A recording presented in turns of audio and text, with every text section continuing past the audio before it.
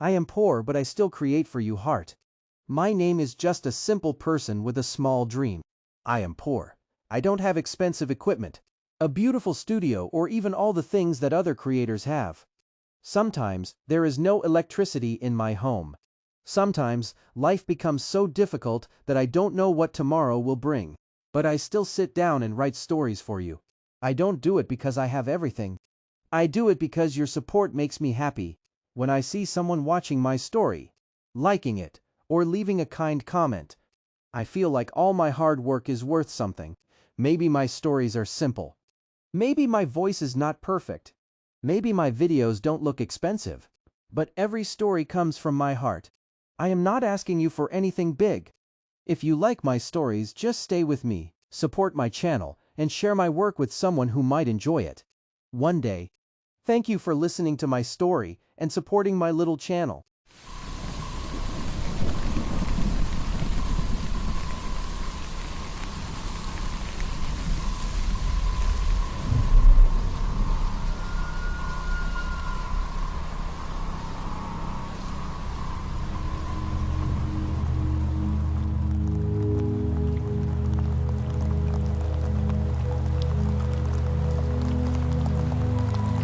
I've never told anyone this story before. I honestly have not got a clue how to start it or introduce it either, other than to say that it feels like a long, almost forgotten nightmare now, like it wasn't real. But as much as I'd like to pretend it wasn't real, it was. So it was March 11th, 2014, my recently ex-girlfriend's birthday, and I was feeling a bit like crap. Me and Holly had only split up around Christmas too, so not that long before, but instead of sitting around my flat and feeling sorry for myself, I gave my mate Danny a text and asked if he wanted to go to the pub in town. It was a school night, a Tuesday, so he couldn't be out too late, but it didn't matter, because watching a bit of Champions League with a few pints turned out to be the exact remedy I needed. Now, we're both well behaved and didn't stay out past last orders, but while Danny needed to hail a cab to get back home, I decided to walk, seeing as it was only about a 30-minute walk home. I walked past the Philharmonic, then turned down one of the old cobble alleyways until I was on a street lined by old Georgian townhouses. And this is where I saw him. He was walking the same direction about 50 feet ahead of me, and he immediately caught my attention for a number of different reasons, the first being his clothes. He was wearing a top hat. Not a particularly tall one, but it was definitely in that style. And then he definitely had some kind of old-fashioned hobnail boot on, otherwise his footsteps wouldn't have clacked like they did. But he was also wearing a cape, and as you can imagine, that's what had me thinking, what the hell? Who's this guy come as? Now I could explain this guy's attire quite easily, as I was in almost the exact spot where the Shiverpool ghost tour takes place. All the tour guides dress up in Victorian garb, so I decided he'd either recently finished his shift or was on the way back from a very upscale, fancy dress party. But while it was his clothes that caught my attention, what held it was his height. As this fella had to be at least 7 feet tall, maybe even a few inches taller, and even from about 50 meters away, I could tell how lofty he was and how skinny too. I remember thinking he'd have made a cracking Jack Skellington. You know, the lead puppet in A Nightmare Before Christmas. But no. There he was in his top hat and tails, and walking with this massive confidence and swagger like he was the king of the world. Now, I'm obviously a bit drunk at this point, and with alcohol being the social lubricant that it is, I decided that I'd catch up with him. I mean, it sounds incredibly stupid now that I look back on it, but at the time, he honestly looked like a good laugh. We appreciate a bit of healthy eccentricity around here, I suppose, but then with it being about 11:30 at night, I didn't want to run up behind or start shouting at him. I didn't want him to think that I was some pissed-up dickhead coming to cause trouble or anything, so rather than overstate myself, I decided I'd understate myself, meaning I walk a bit faster, catch up and get level, and then give him a fairly muted, "Nice hat, mate," once he knew that I was there. And so off I went, picking up the pace a bit and trying to catch up, but it wasn't exactly easy. The guy in front had these very large strides, And while he was walking with confidence, he wasn't really strolling. I'm on the opposite side of the road, so I'm not too close, and by the time I was almost level with him, we were almost at the end of the street. We were about to hit an intersection too, so with it basically being then or never to start a chat with him, I did like a half turn and was just about to give him a very polite, "Excuse me, fella," when I saw the most shocking, jaw-dropping thing I've ever in my life witnessed. The tall man in the top hat and cape did this weird sort of hop and a skip, mostly weird because of how long and skinny his legs were, and then he bent at the knee and jumped. I watched him go from pavement level to the roof of one of those nice Georgian houses in one leap, which for those who don't know means he jumped about 40 feet in the air. I was just left standing there gobsmacked at first, probably with my mouth wide open, not moving or saying anything. I wasn't hallucinating, there was nothing wrong with my eyes, and there was no denying what I just witnessed. Because from up there on the roof, 40 feet in the air, the man in the top hat was standing there, looking down at me. He had the collar of his coat turned up, so with his hat worn fairly low, I couldn't make out the guy's face very well, but I could see that he was looking at me and could see how pale he was too. I remember thinking it had to be face paint of some kind because from the collar of his coat to the rim of his hat, everything underneath was deathly pale. It was nothing short of cinematic, and I remember that word hitting me right between the eyes before I started looking around for cables or cameras. You see, the area that I live at has all sorts of film crews turning up to use the old-looking buildings as backdrops. Peaky Blinders had been shot there, and so have The Crown and The Outlander. And so after that moment of sheer disbelief, my rational mind landed hard on, I've just walked into a film set. And so I looked around, having already walked up the street but checking again for any camera or crews or cables. But there was nothing. Nothing but a quiet, empty street. Just me and the man on the roof. It all happened in just a couple of seconds before I finally spoke up, but when I did, and I'm a little embarrassed to say this given the gravity of the situation, all I could think to say was, "Good God, man, how'd you do that?" Like I said, I don't know what the hell I was thinking. He didn't reply. He didn't even move for a second. He just stood there watching me in complete silence, and then turned and started carefully stepping up and over the peak of the roof in almost total silence. I didn't rush to follow him.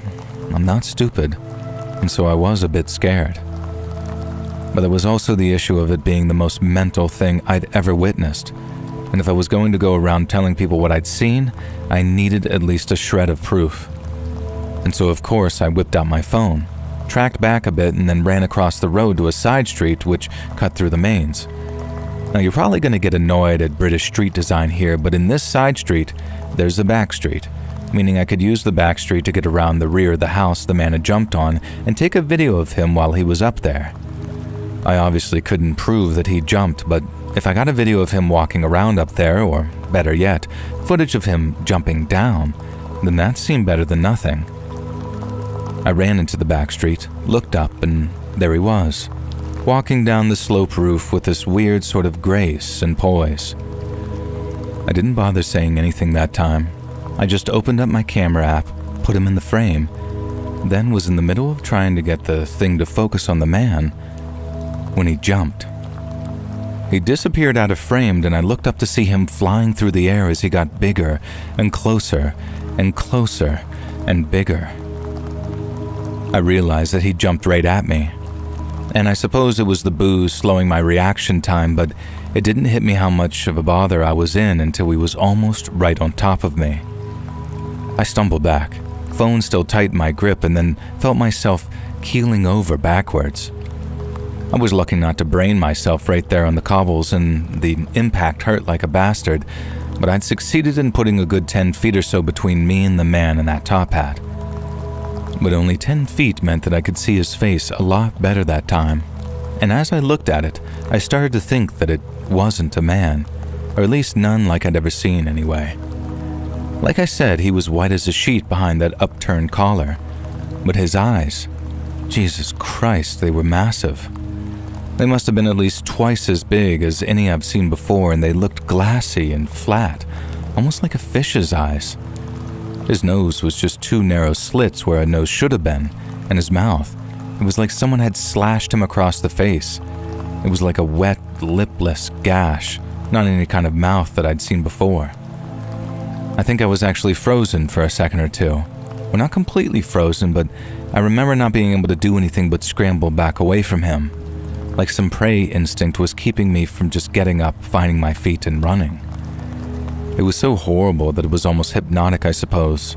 Like when you see something you've never ever seen before and all you can do is stare dumbly at it, but that feeling didn't last long. Because the second he took a step in my direction with those long, skeletal legs of his, it was like this great wind picked me up and propelled me out of that back street. I ran faster and longer than I've ever done before in my life, looking over my shoulder and up at the rooftops the whole time. Now, I think I saw him one last time, too, up on a roof behind me, maybe 200 meters into what felt like a half-mile sprint. The sight spurred me on like you wouldn't believe, like bloody nitrous in a car engine, and it kept me going until I started feeling so dizzy I puked when I finally stopped running. I was maybe 100 meters into a dark park, so no rooftops in my immediate vicinity, which is the only reason that I felt safe enough to stop. Safe enough, that is, but not completely safe. I had this idea flash through my head that I should just call the police. I mean, that's what you should do, isn't it? When you're in serious trouble and you think your life might be in danger. But then all it took was the thought of what they'd say to, I think I'm being chased by a man who can jump 40 feet in the air. They'd ask me how much I'd had to drink or even what I'd taken, and then I was really unlucky and they might even arrest me for wasting police time. I mean, other than scare the crap out of me, the man, and I'm using that term very loosely now, didn't even do anything to me. There was no crime to report, at least not yet, as I was thinking to myself at the time. I didn't stop moving, and I didn't stop running completely either. My sprint became a light jog, with brief breaks to walk so I wouldn't collapse out there in the dark. I was also breathing so heavily that it made listening out for any pursuers almost impossible. My head was swimming, I felt dizzy and sick, but above all that was the fear. The most pronounced, unshakable terror that I've ever had the misfortune of experiencing. When I reached the park's exit, I almost didn't want to walk through it, and doing so meant being near more buildings and more roofs. And so as I walked looking up, barely checking the road before I crossed it, praying the man wouldn't be anywhere in sight as I walked into my block of flats. Thankfully, he was nowhere to be seen, and the first thing I did when I got upstairs was phone my friend Danny, who I'd been in the pub with not 45 minutes before. I was still breathing heavily when he picked up the phone, sounding half asleep and justifiably annoyed. But all it took was hearing how out of breath I was before he started asking what the matter was and what had happened. I actually did try and tell him.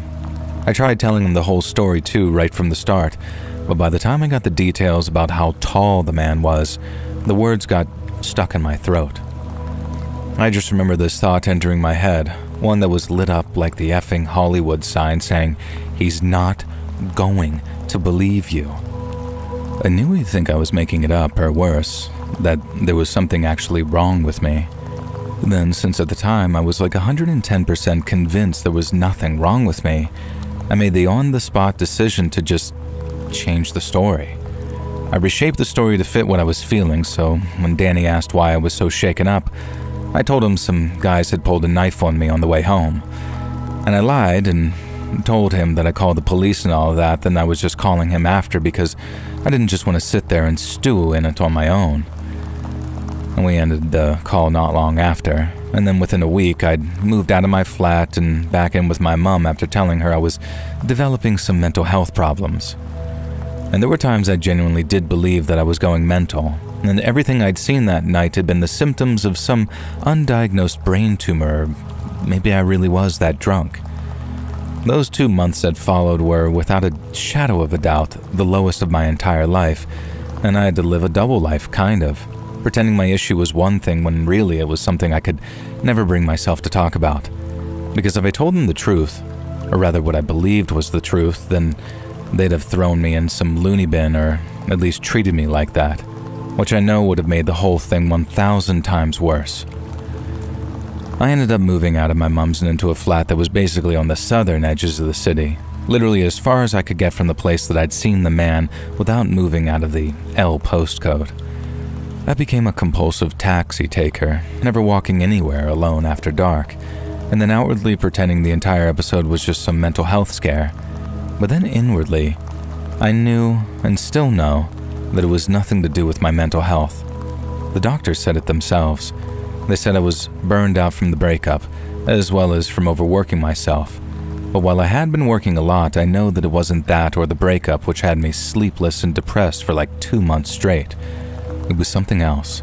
Something I chose not to talk about because I know not a single sane person would ever believe a word of it.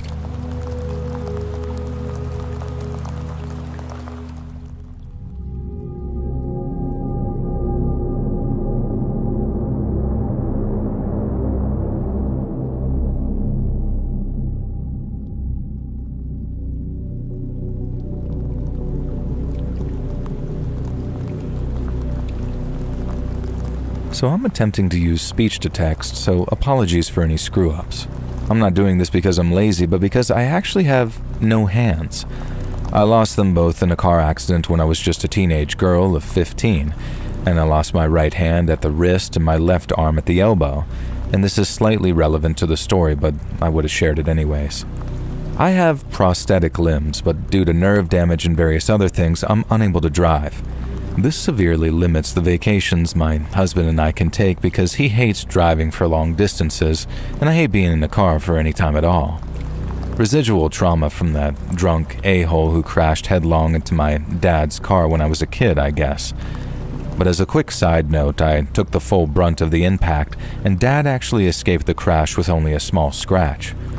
Now, I'm pretty sure he feels guilty about it to this day, and I'm just happy that my dad's still alive.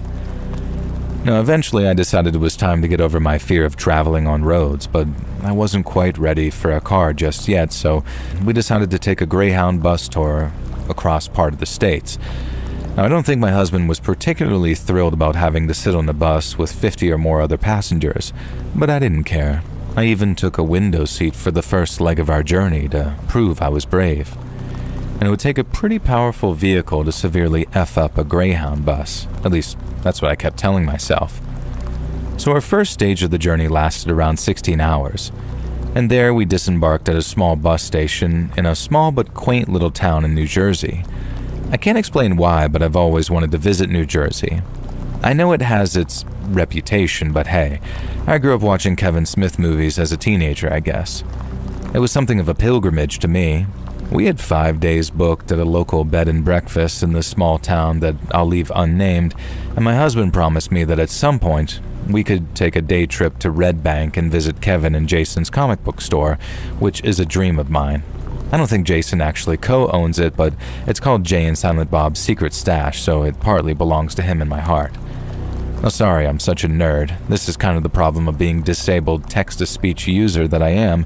You ramble on and forget that it's noting it all down. But I promise you, now that I've got my geekery out of the way, I'm just going to tell you the story that'll scare the absolute crap out of you.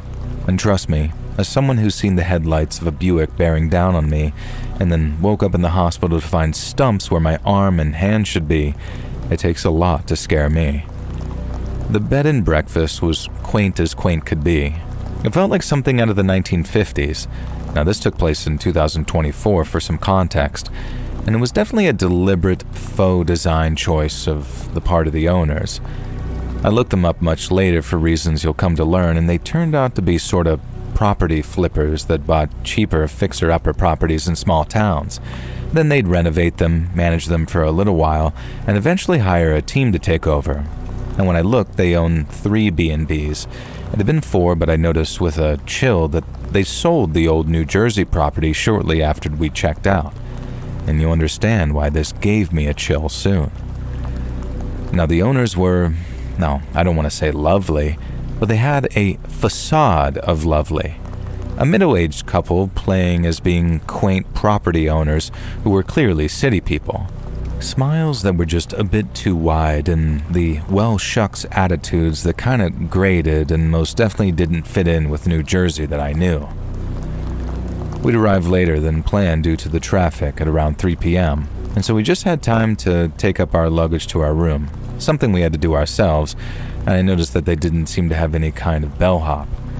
And then my husband and I got a shower, dressed into some clothes that were a little less sweaty and dusty, and then made it downstairs by just 3:30 as they had made some tea for us. There were 2 other sets of guests in the dining area, an elderly couple who held hands throughout the entire meal and I believe sat in absolute silence as they ate, just sort of smiling at each other through their desserts. And then there was a couple a little older than us who had a teenage girl, around the age that I had been when I lost my hands, who may have been the biggest brat I had ever encountered.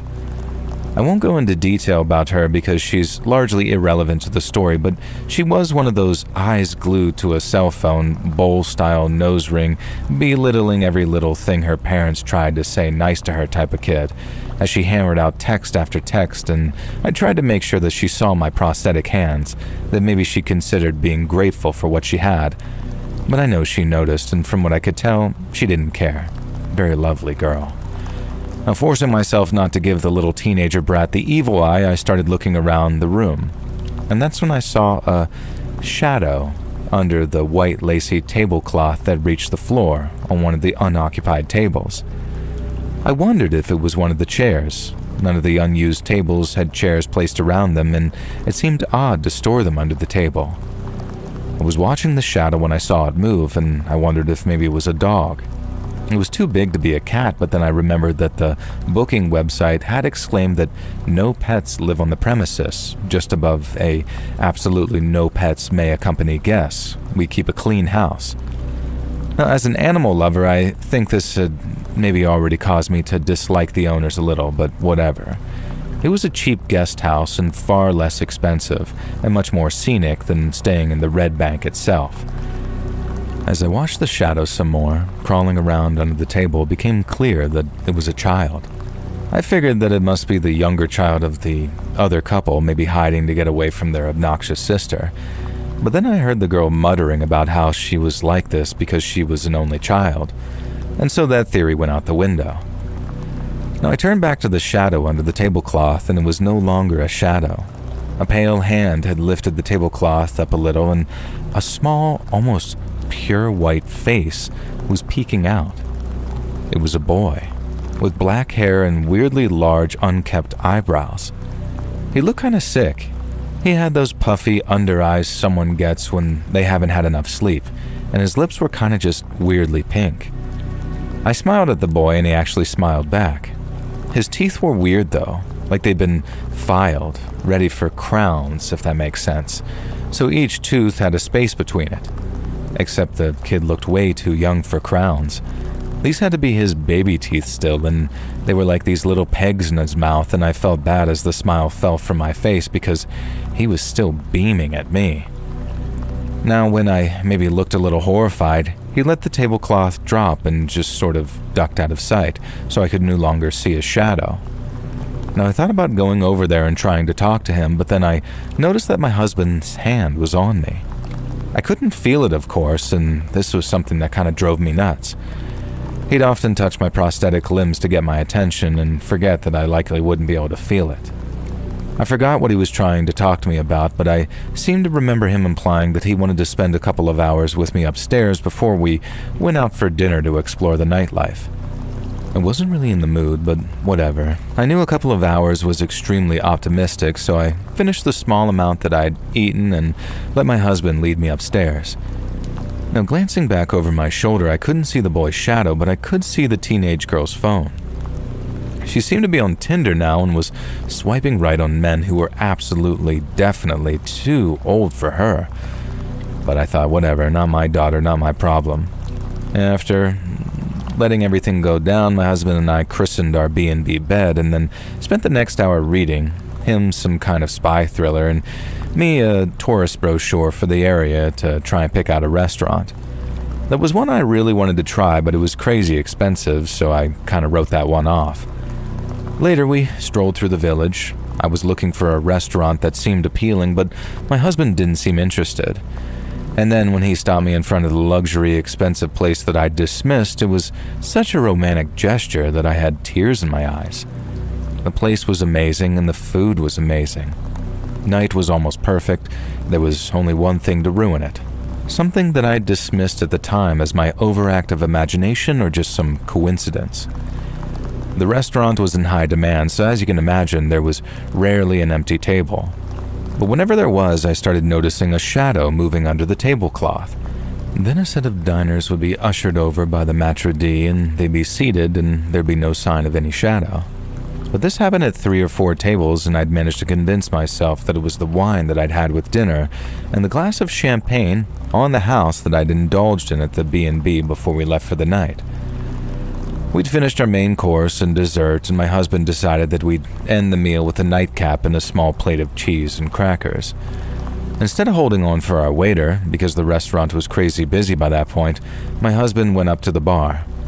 There was an elderly couple who was staring at my prosthetics with what almost seemed like anger or maybe disapproval. This isn't as common as you might think and lacks the malice it might seem.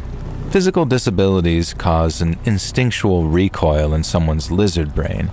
Now the trick is controlling it, and I understand that.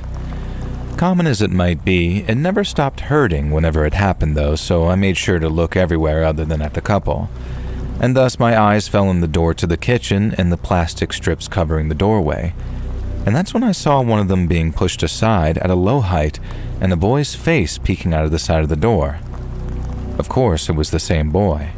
This time as he held the plastic aside, and I could see that his fingernails were black. Not just under the nails, but the whole nail itself, and not painted black either. Almost as if they'd been slammed in a door or something similar. And then before I really had time to take anything in, the boy's face disappeared and my husband returned with our drinks.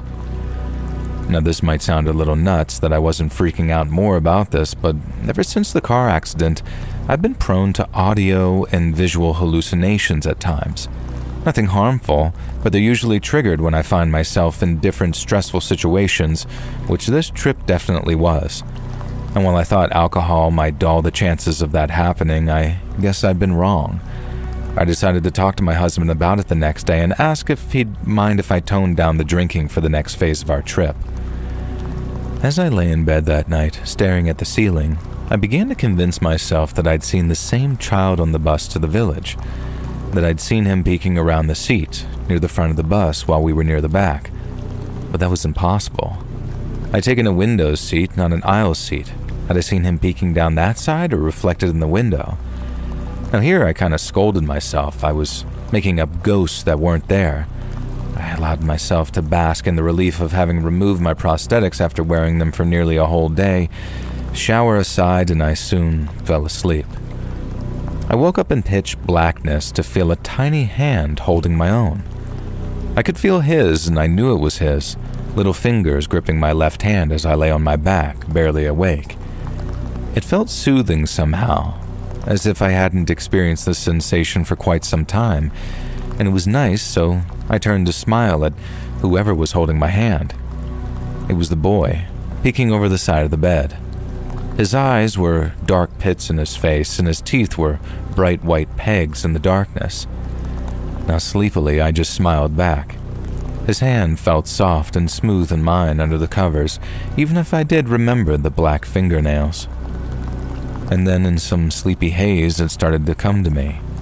He was holding my hand that didn't exist. My phantom hand, you might call it. And yet I could feel it, so clearly and soothingly. And so for a moment longer, I allowed it to continue. I knew I must be dreaming. What else could it be? And since I had my left hand in this dream, maybe I might have my right hand as well. I could touch my husband. I reached out with my right arm and felt my stump brush against him. He let out a little sort of sleeping mutter, and that's when I knew that I wasn't dreaming. My head snapped back to where the boy had been. I yanked back the covers. There sat my arm, severed at the elbow, and the imprints of a child's hand holding mine in the sheets.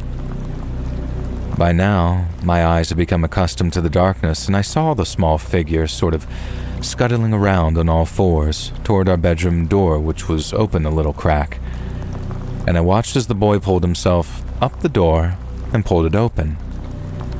Outside, for some reason, the hallway lights were completely on and bright, and I could make out the details of the boy, just his full silhouette, maybe just over 3 feet tall, standing there like a pitch-black shadow watching over me.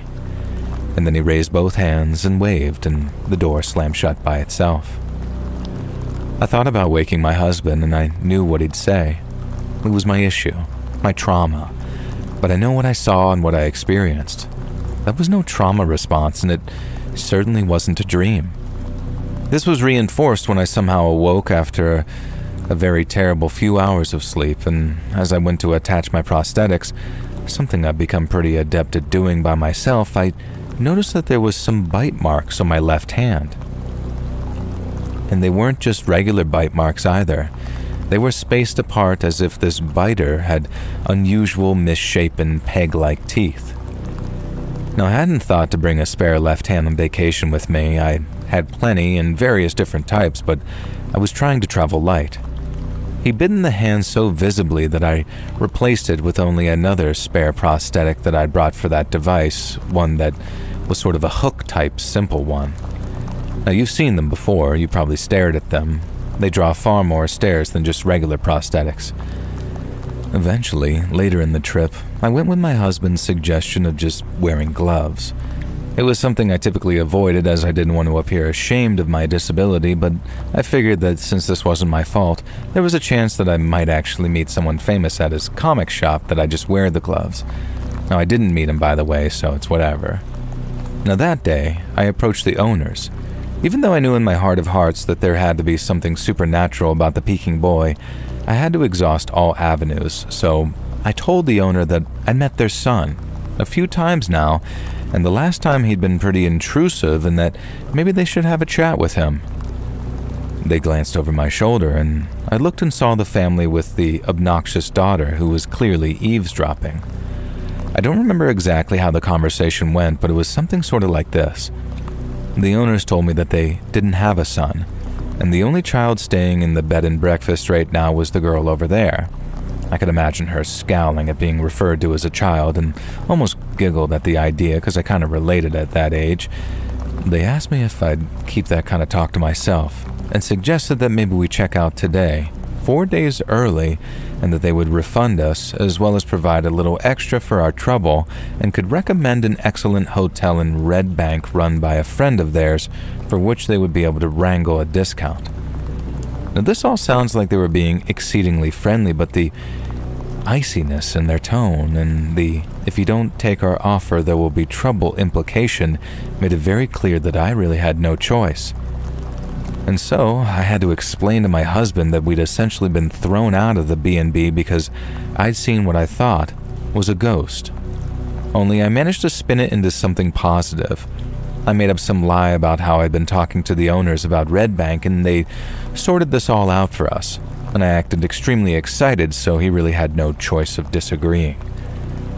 As we were leaving the bed and breakfast, I made one glance backwards, and as you can imagine, there, peeking from the window of the room that we'd stayed in, was the boy. Only this time he wasn't smiling. He genuinely looked sad, but I can't think about that, I guess.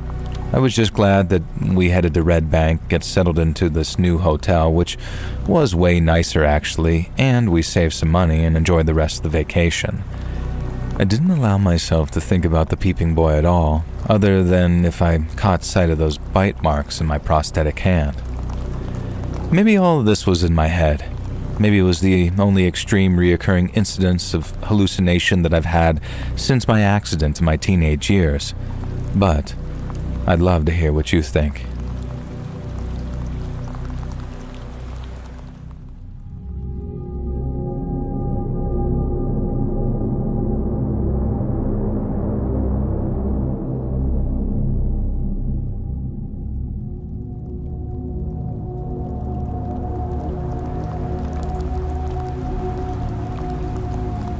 In 2015, I ended up suffering through a pretty serious illness. It got so bad at one point that I had to go to the hospital, where they kept me on nothing by mouth for 4 of the 7 days that I was there. The doctors put me through all kinds of tests, blood work, CT scans, everything. And then one night, when all the results were in, they gave me some of the weirdest news I'd ever received. The symptoms I was displaying were similar to those of what they called TSE, or transmissible spongiform encephalopathy. It was causing me to waste away physically and mentally, and if it really was TSE, then there was no cure for it. It was awful. My parents were devastated, my friends were scared I was going to die, and the pain of being told I had only 18 months left at best was something I don't think I couldn't put into words properly. But then, during the final 2 days of no food and water, I started getting better, and then on the 6th, after they gave me a yogurt and a bottle of water, I started to feel human again. And it really amounted to a medical miracle. The doctors had never seen or heard of anything like it, but more importantly, they had absolutely zero clue what might have caused it. But I think I do. In late March of 2015, I'd been single for about 3 years, and all that time, I'd only been on 2 dates. And then, since old man bars aren't really exactly the best place to meet young single ladies, I downloaded Tinder. And I must have swiped through hundreds of profiles in the first couple of days alone, and I did okay getting matches. But while I was having a lot of fun just chatting and getting to know a couple of them, I didn't get actual butterflies until I matched with Isabel. Isabel, or Izzy as she said her friends called her, was absolutely stunning. Her main profile picture was classy but very alluring, this shot of her in a pale pink nightdress wearing a silver heart necklace. She had olive skin, all this long, luscious black hair, and big brown eyes that looked almost bronze in parts. She also had these dimples on either side of her mouth when she smiled, and my God, was she beautiful. Her profile said she was 24, and when I asked, she said her parents had moved here from the Middle East many years before. Now, I tried to get a bit more detail on where exactly they were from, purely out of curiosity, but after she told me it was kind of a sensitive topic, I just dropped it and never brought it up again. Izzy was amazing, like a truly captivating young woman. She said she'd moved to where I was after graduating with a history degree, and it was obvious from the get-go that it was her true passion in life. But she didn't just know a lot about history, she knew a lot about everything, to the point that I actually started to wonder if I was being catfished in some way. I actually joked about it with her, saying that I'd be awfully disappointed if it turned out that I was getting catfished by a 50-year-old history professor. But that's the point that we finally swapped numbers and shared our first video call together. And Izzy was no catfish. She was every bit as real as I'd hoped she was, and seeing her up close, at least via a front-facing camera, only deepened my attraction for her. Now, I already knew how gorgeous she was, but then to hear her voice, it was like someone dripping honey into my ear. It really was. The conversation flowed so fantastically. She was really easy to talk to and so interesting as well.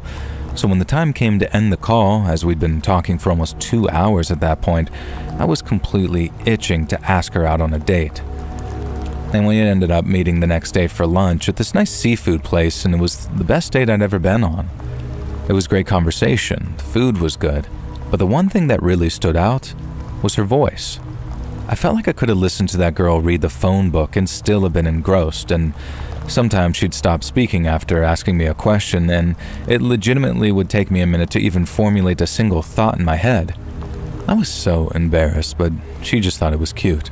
And the way she said, "You're so cute," in that velvety accent, I thought that she was going to have to scoop me up off the floor and carry me home in a bucket afterwards. And that's where we were headed, by the way, my place, and at her suggestion as well.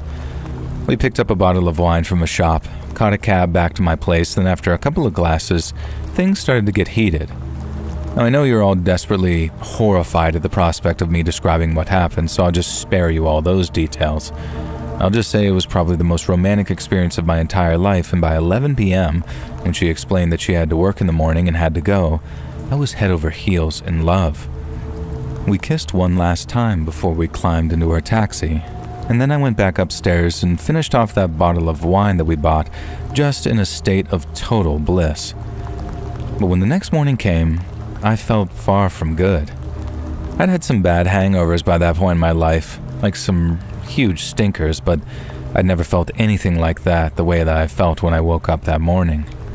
I felt sick as soon as I opened my eyes, but then when I rolled over to check my phone for any texts from Izzy, it was like my head fell off.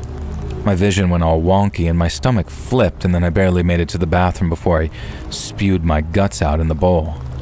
And I puked so violently that I gave myself a nosebleed, and when I'd finished, I had broken all the blood vessels around my eyes from retching so hard, like this sort of mild rosacea that people only get from years of hard drinking.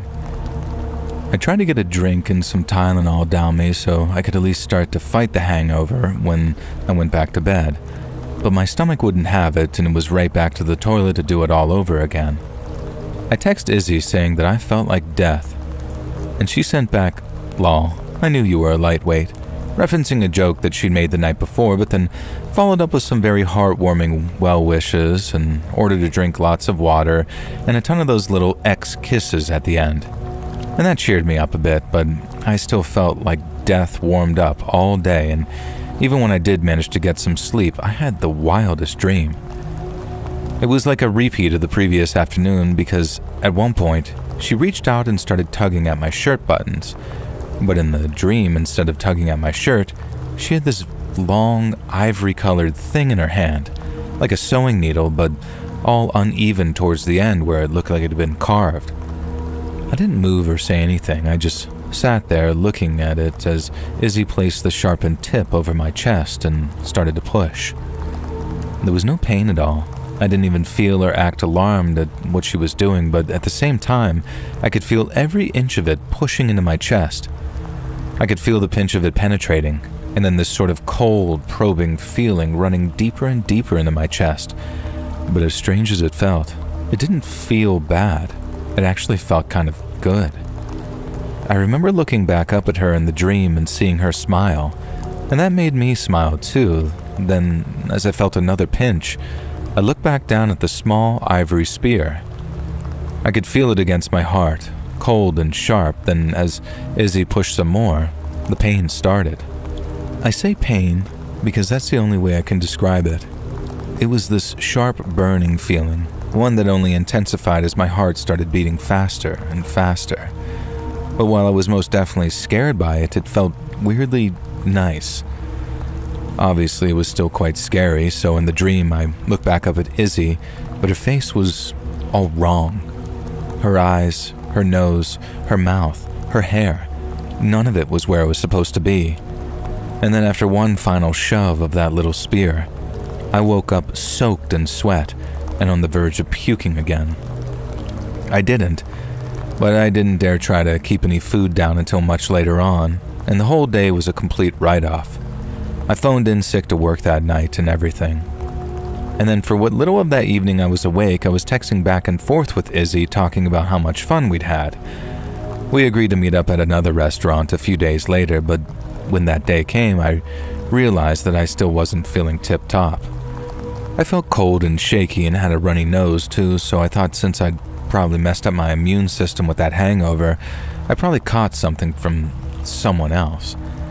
I didn't exactly want to go giving it to Izzy, nor did I want to be anything but my best self for her, so I gave her a call and explained that I wasn't feeling so good. But that didn't seem to put her off at all. She asked if it was cool if she came over and that she'd bring me some food and something for whatever I needed. I couldn't really say no. I was dying to see her, and if she wanted to come over and nurse me for a while, then who was I to deny her? And that night was equally romantic, not because she did anything, but purely because of how sweet Izzy was. She'd cuddle me, ask me if I needed anything, then when I asked why she didn't mind risking getting sick, she said, "I don't care. It's worth it."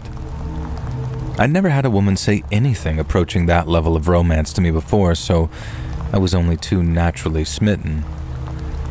And Izzy brought a couple of pizzas around, nothing too fancy, but it really hit the spot, especially seeing as she had bought them. Now, I know I sound like a complete simp, as the kids say, but honestly, I was hook, line, and sinker, and by the time she called it a night around 11, I was walking on the moon. We didn't even drink that much either, just a beer or two from what I had left in the fridge. But then the next morning, I woke up on the couch with no memory of how I got there, feeling sick as a dog again. But then as I'm hugging the bowl again, feeling the blood run out of my nose, I remember the dream that I had the night before and the way that it all comes rushing back to you for just a deja vu second before fading away. Again, it was ultra vivid, like crystal clear in parts, and I had my hands tied behind my back and I had a black cloth sack on my head, but I knew I was somewhere at night and somewhere with flaming torches because I could see the orange glow of them through the thin fabric. There were two people on either side of me, and as they led me forward, I could feel how cold and wet their hands were.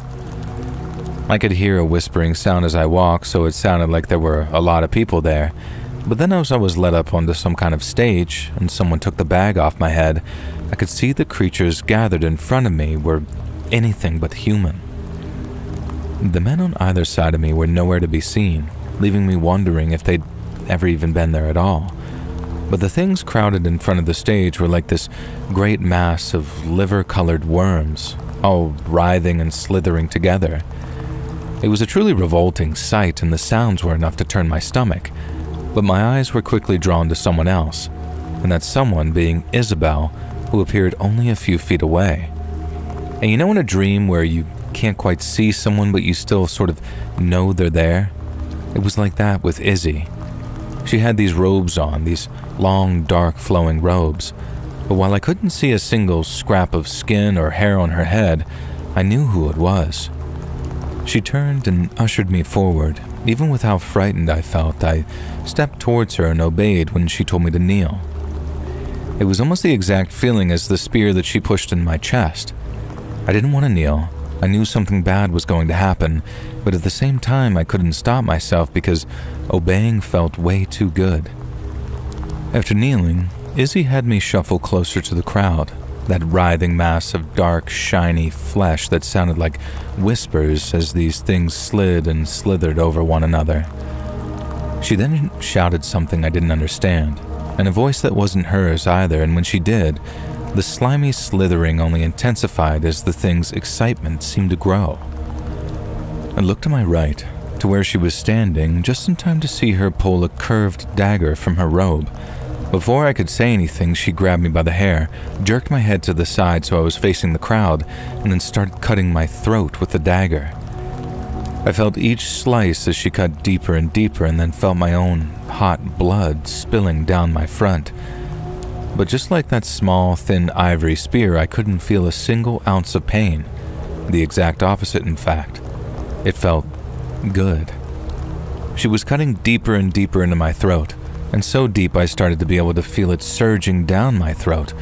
But while I can't be 100% certain, I think I was smiling when it was happening. I wanted to smile anyways, and it felt like I was.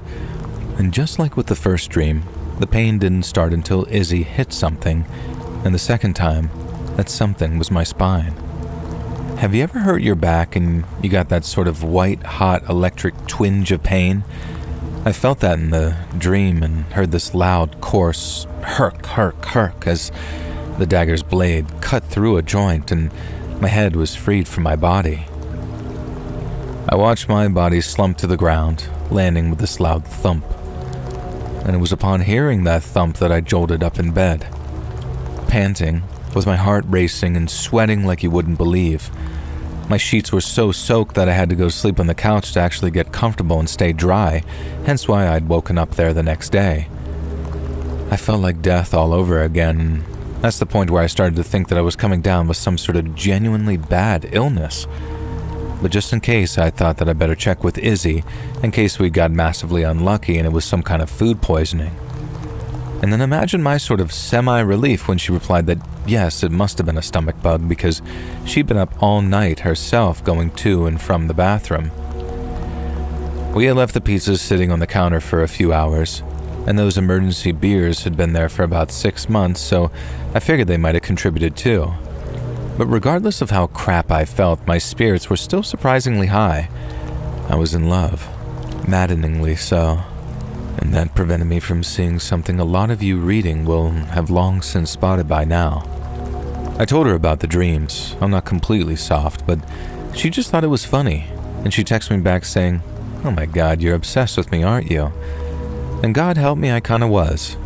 I thought she was the best thing that had ever happened to me, and like a friend of mine said, the weird dreams were probably the result of the booze, the excitement, and the sleep deficit from the late nights with her. We agreed that I should take it easy and focus on getting some actual rest so I didn't completely burn myself out. But even though I did some serious chilling over the next 48 hours or so, clean eating, bed rest, all that, I felt worse and worse and worse. There were other dreams, but let's just say these ones might get your video flagged if you read them out loud. So just picture the other dreams, but way, way more graphic. They're kind of besides the point by then anyway too, because my primary concern was my physical health, which was failing rapidly. But since I had made up in my mind that it was just a bad bout of food poisoning, I didn't do anything about it until I collapsed in my apartment. I just remember feeling faint and then waking up on the floor with my head pounding. And then after calling 911, I limped downstairs after packing a bag with a few essentials. I waited for an ambulance and then off I went to the hospital. You already know what happened next. The scans, the blood tests, the mystery disease, and then a miraculous recovery. The dreams stopped too, though. Not right away, but they got sort of weaker, less weird and intense, and then after one of those 7 nights in the hospital, poof, the dreams just stopped. And that was about the same time that I started feeling better too, and then within a few days I was discharged and back on my feet again. But the person I called, once I was feeling well enough, was Izzy. You see, we'd been texting almost constantly right up until I'd been admitted into the hospital, and then she just suddenly dropped off the map. And while I had and still had my suspicions about her, I wasn't quite ready to believe them yet. I didn't call to accuse her of anything, I just called to see if she was okay. And after all, she'd had the same food poisoning that I'd had. Maybe she ended up in a hospital too, but when the call connected, I heard the voice of a woman saying the number you have dialed had, basically saying things had been disconnected. Things started to make some sense, I think. It was her. It was Izzy, I believe, making me sick. I don't know how exactly, if she was putting something in the food or drink when I wasn't looking, but those are the only 2 options that really make any sense. I ended up asking the doctor if they thought that I might have been poisoned by something. She said it was possible, but no substance she was aware of could cause symptoms like the ones I showed, not without being radioactive. Like the thing they put in that Russian spy's tea years ago to assassinate him, if you remember that. I still don't know what that girl did to me, but I know she did something, and there's not a person alive that can convince me otherwise. I think I know how she did it too. Not the exact science of it, but I do know how, because when I think about it, it all started the moment that I heard her voice.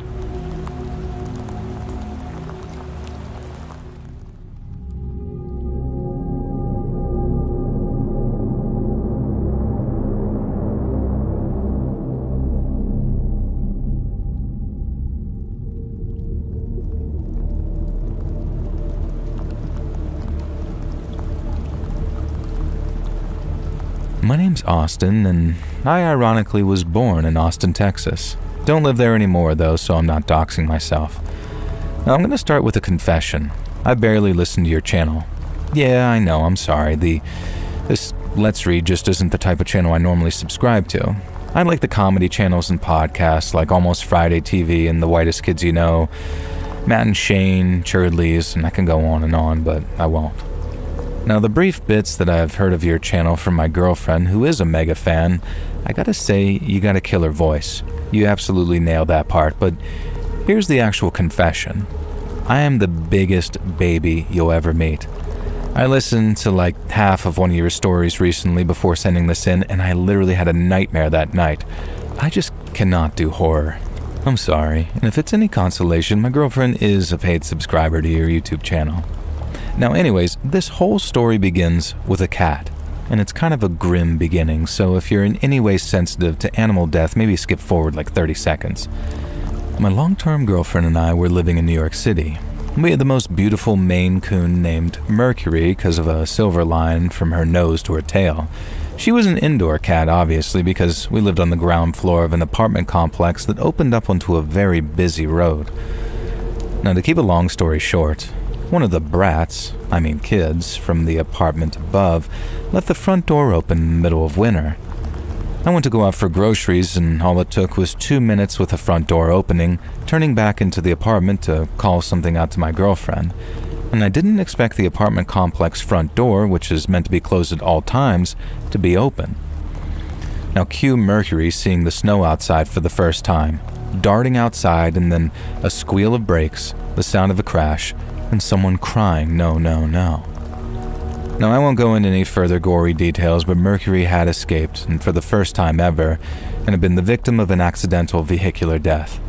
The young woman, I remember her name was Emily, who hit him, was just as traumatized as we were, I think. Now, it's been 5 years and a cross-country move, and we still get a Christmas card from her every year, including a heartfelt apology.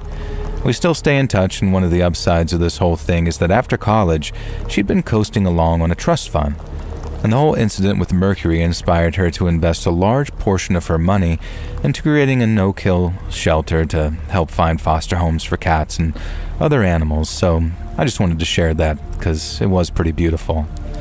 Now, we swore that we'd never get another cat after Mercury, but 6 months went by and the house just felt completely empty and wrong. And so we adopted a 3-year-old cat from Emily's shelter named Jeff. Now, cue constant crushing paranoia that one day Jeff would escape, even though he showed no signs of being interested. It began to genuinely affect our lives, this sort of constant worrying about him. And so we decided to just up sticks and create an entirely new, fresh start across the country in the rural Midwest. My girlfriend, named Janelle, knew a girl who was messing with a guy who knew a real estate company which had a property they wanted to get rid of on a large patch of land. And the asking price was crazy to the point that I almost felt bad trying to haggle it down. But Janelle would have had yet another reason to call me some baby if I hadn't tried, and it worked. We got this multi-story farmhouse for a price so cheap that it'd make your eyes water. And the good news was, the place was so large that keeping Jeff inside just wasn't really a worry. And while we had like 8 acres of land, there was a fenced-off yard area around the whole property that lazy old Jeff really wouldn't try and scale. So on the off chance that he did escape, I was pretty confident that the worst that would happen is he'd roll around in the grass a bit. Maybe the compost heap if I'm really unlucky. So partly, the move was possibly because Emily landed a actually good job at a finance firm doing things that I couldn't even begin to explain to you. So, I don't really want to blow my own trumpet, but I design unconventional buildings, and when someone's in need of one of those, I'm the go-to guy. The good news is that this kind of work pays really well, and the other good news is that I don't have projects on very often.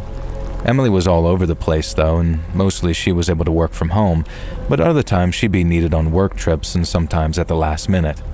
That was the best case here. She'd be flying to Japan for just around 2 weeks to meet with clients who were important enough that even the normally unmovable Emily was dressed as all hell coming up to the trip. Now kisses and tearful goodbyes came and went, and finally it was just me and Jeff in the house that we moved into just 2 weeks before. We hadn't even finished unpacking a bunch of our stuff. And being a rescue cat, Jeff was stressed about the move. I'd often find him hiding under the bed or the sofa or sneaking around with his belly to the ground in case some unknown predators lurked in this barely furnished house. Apparently the previous owners had taken the large majority of the things with him. The realtors joke that we were lucky that they even left the light bulbs in the carpets. Thankfully, we had a bunch of relatively new furniture, like a bed, a 3-piece suit set, weird stuff like that. And the previous owners had left an almost brand new kitchen that they just had installed, so that was nice. They'd also left a painting over the wall where the couch was clearly supposed to go. It was kind of a strange painting, and I couldn't decide whether I wanted to replace it or leave it as a sort of talking point. It was an exquisitely painted picture of a church in the rain and lightning was striking the steeple, or I guess the weather vane at the top of the steeple. A priest stood in the doorway under an alcove, forever poised in the act of opening his umbrella. The painting was so detailed that you can even see the frown on his face, and at first I'd sworn blind that it was a photograph, but Emily told me that I needed to get my eyes tested. Something about it creeped me out though, and I'm not really sure what. 2 days into Emily's trip, and Jeff went missing. He'd gone missing almost every day since we'd moved in, and we'd always found him under a couch or in some cubbyhole, or on the rare occasion we failed to locate him, he'd slink into the kitchen to eat from his bowl when he got hungry. Now this felt different though. Emily was away. It was supposed to be me and Jeff, buddies in crime, the cat and I, living it up, and I'd somehow convinced myself that Jeff would happily stick to my side the whole time Emily was gone because I wanted the company. Now, I had work that I was supposed to be doing, so of course I dedicated every waking minute to searching for my freaking cat. He wasn't in any of the usual places. He wasn't in any of the unusual places either. I knew he couldn't have gone outside because the only time that I'd ever been outside was to see Emily off, and Jeff had been around after that. Eventually I realized that I'd spend all day searching for Jeff, and then the sun had set. I was in the upstairs bedroom at this point, missing Emily in the kind of way a man misses his girlfriend, but I knew I was just sort of distracting myself from Jeff. And that's when I heard the footsteps coming from upstairs. Not loud, clumpy, holy crap, there's a home invader footsteps. These were, to use a cliche, the pitter-patter of tiny feet. Whatever Jeff was doing up there, though, he was in no hurry. It sounded like he was just sort of strolling around, taking in the sights. And the hatch to the attic was in the hallway just outside the bedroom, and being the organized, wonderful girlfriend that Emily was, she'd made sure to store the hook pole thing to the closet in the bedroom. And I also remembered that it was one of those fold-out hatches where the ladder would slowly unfold and descend down when I unhooked the trap door. Now, messing around with the unstable metal step ladders and breaking my neck while home alone was not in the cards for me, and so I got the pole, dragged the hatch down, and was met with a buttery smooth extendable ladder that moved at exactly the speed to meet every safety requirement imaginable. Speaking of safety though, that's when I remembered something that the realtors had told Emily while I was barely listening. They suggested that we don't go upstairs into the attic at night because the lighting wasn't completely wired up and the floor wasn't very stable. Well, the first one wasn't true. After the hatch opened and the ladder descended, a light in the attic had switched on automatically, fully illuminating what was above me. As for the floor, I couldn't really comment, but I figured that I knew how to be safe and that Jeff's security was a much larger priority for me at this point, since he's probably up here running around. Now I headed up to the attic and took a cursory look around. There was a long, thin piece of wood resting against one wall, so I took that and started tapping on the floor with it, as if that might give me some indication if the floor was safe or not. Now, despite my job being in design, not really construction, so if a building's about to fall down around my ears, that's the builder's fault, not mine. And from tapping the floor with increasing effort though, it certainly felt stable. I was a little confused. The attic was basically empty. It looked like they'd been planning to renovate at some point, as there were planks of wood, a handful of building tools and equipment, and a partition had been sort of half-heartedly started on one wall. There was even some home gym equipment around there, a weight bench, an exercise bike, a treadmill, and a couple of other things just piled in there. They looked barely used and actually decently valuable, so I was surprised the previous owners had just left them behind. Now, I searched around looking for Jeff, but I couldn't find any sign of that freaking cat. And then, I heard footsteps again. They were coming from above me. And I frowned. Was there a little cubbyhole or gap in the roof where Jeff, or worse, some kind of wildlife could have gotten? I took in the slope of the roof using my brain, and there was definitely enough space up there, basically an entire other room, and it wouldn't have been a crawl space at all, and now that I thought about it, wasn't there like a circular window at the very top of the house, visible from the outside? And the listing had described it as a 4-story house.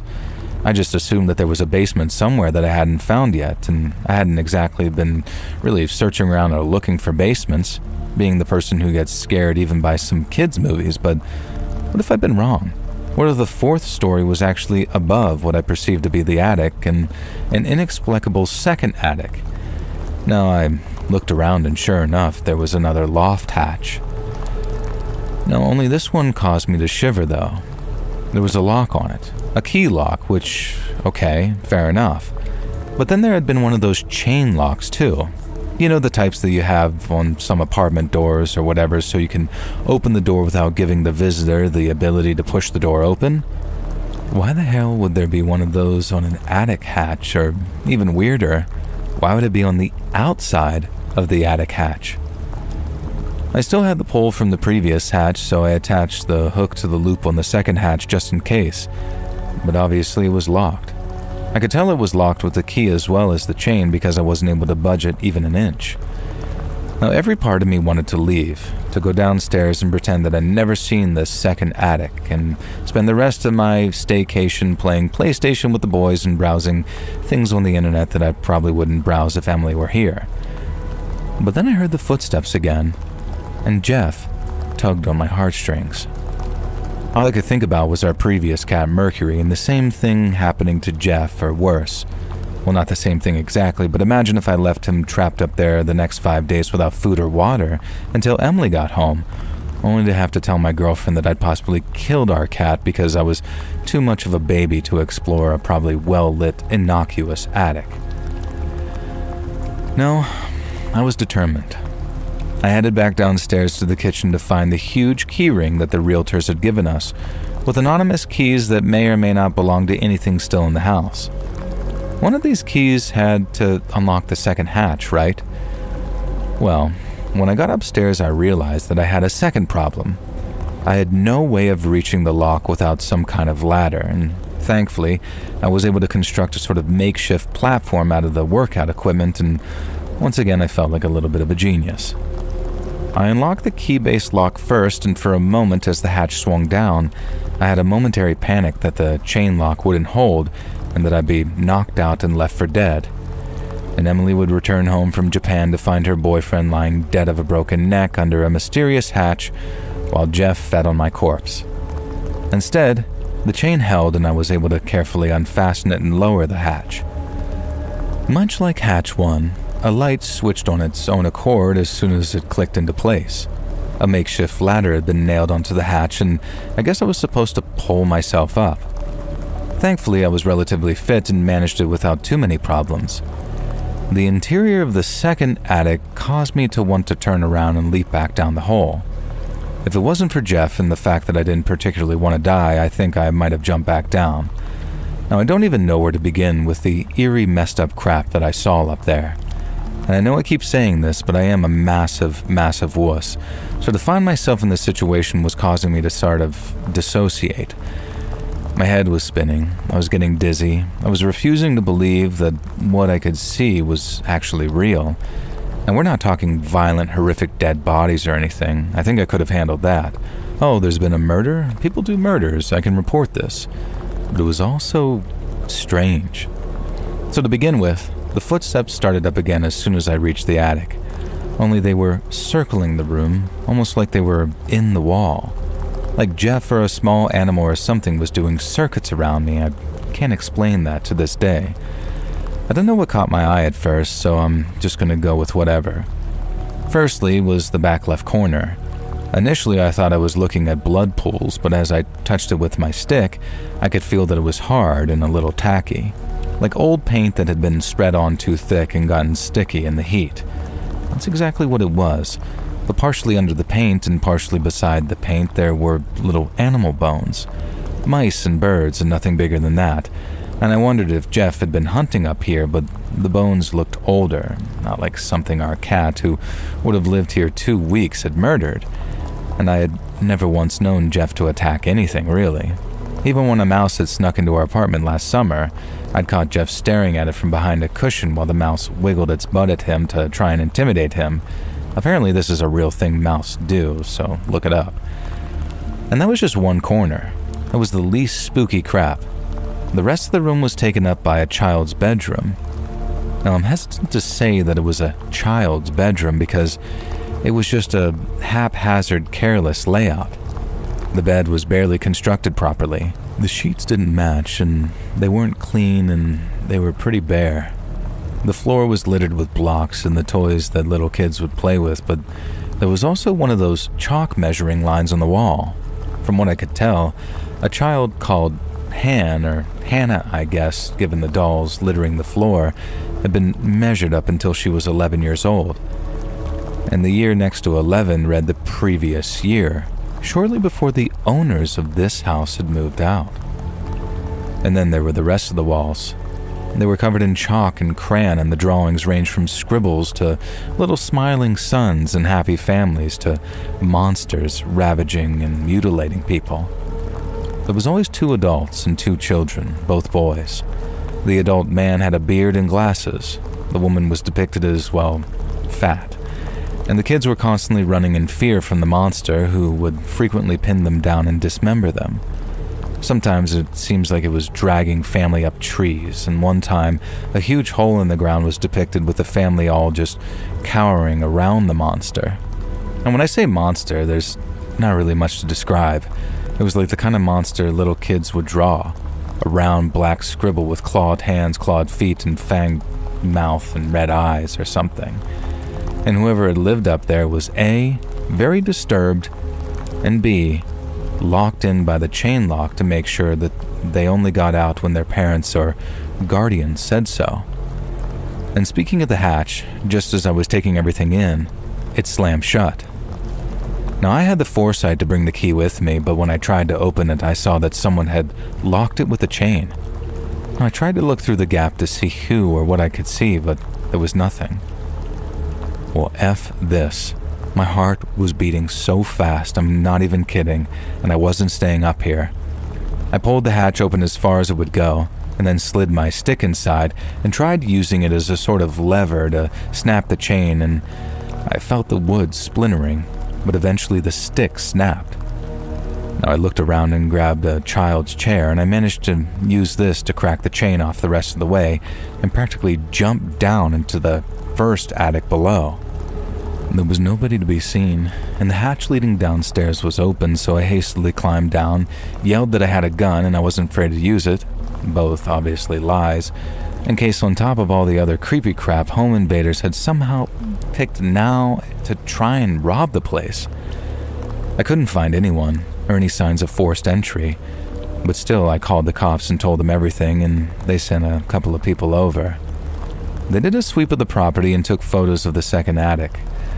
They said it was definitely weird, but it could be argued that it was just a gruesome, neglected child's bedroom.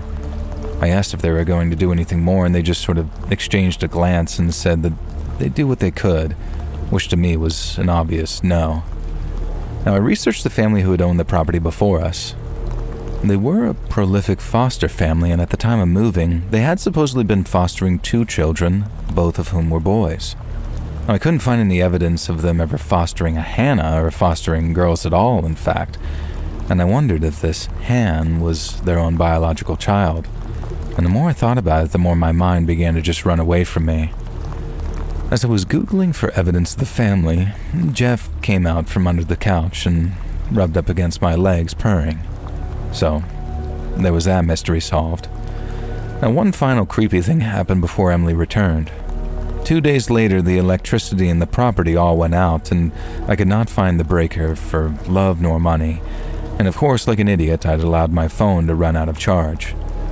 And so I drove to the nearest town and called the power company, and they showed me where the breaker was, the utility room, but discovered that there was some kind of fault in the wiring. And this meant doing some tests and having to shut off the power for 2 whole days. I needed power for work, of course, so I legitimately forked over the cash to rent a generator for a few days, and they installed it in a shed outside the fenced-in yard, which was the quietest and safest place that they could install it during the rainy season. Now, at that night, at 10 p.m., the generator just shut down. Now, I was in the middle of an important deadline and had no choice but to grab a flashlight and head out to the shed. I restarted the generator, which I had forgotten to fuel completely as instructed, and everything was fine. But on the way back, it was just a gauntlet of darkness, and as I navigated that gauntlet, my flashlight caught sight of something on the property line in the woods. A short figure, silhouetted, caught like a deer in the headlights. I stared at it and stared at me until I broke contact and ran for the house as fast as I could. When Emily finally returned, I decided not to talk about the attic or the silhouette or the footsteps. I told her some of the things via email, but none of the terrifying crap. I felt like I'd manned up after what I'd been through, and if I told Emily, she'd just come up with some rational explanation and some reason why I was being some big baby. But she wasn't there. She didn't feel the atmosphere in that attic, which I boarded up, by the way, telling her the floor was on the verge of collapsing and that it was dangerous for Jeff. This dangerous for Jeff was like Emily's kryptonite, and I just focused on Jeff's safety and never had to tell her what might lurk up on our second attic. But when we soon had another chance to move to California for Emily's job, I did not mourn the beautiful yet terrifying ranch we left behind. Now, F that place and F whatever happened in that room. To top it all off, Jeff loves the new place. And isn't my cat's happiness the most important thing of all?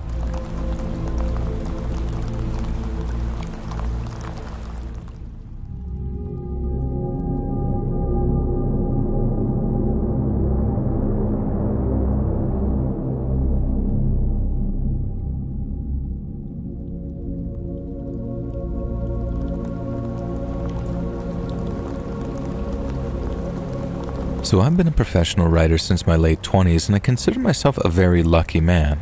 I love my job, and even the quote-unquote bad parts, I'd still rather do those than work construction or drive trucks or just about anything else you can think of. And I mean no offense to those that do that, but every pot's got a lid that fits just right, and mine is writing. I've enjoyed almost every project I've ever undertaken. Even the ones that felt like a grind have improved me as a writer. But there's one project I undertook about a year after going full-time that not only did I fail to finish, but had me questioning my own sanity. So in the winter of 2018, I was doing some research on what's called the Powder River Expedition.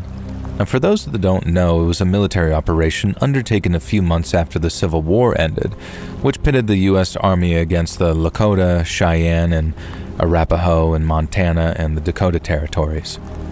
As a result, I was spending a lot of time in the microfilm room of a university library in Colorado, chasing footnotes, reading after-action reports, and poring over letters home that had this gross sort of self-congratulatory tone, which comes off as extra grody when you know the entire expedition was essentially a failure.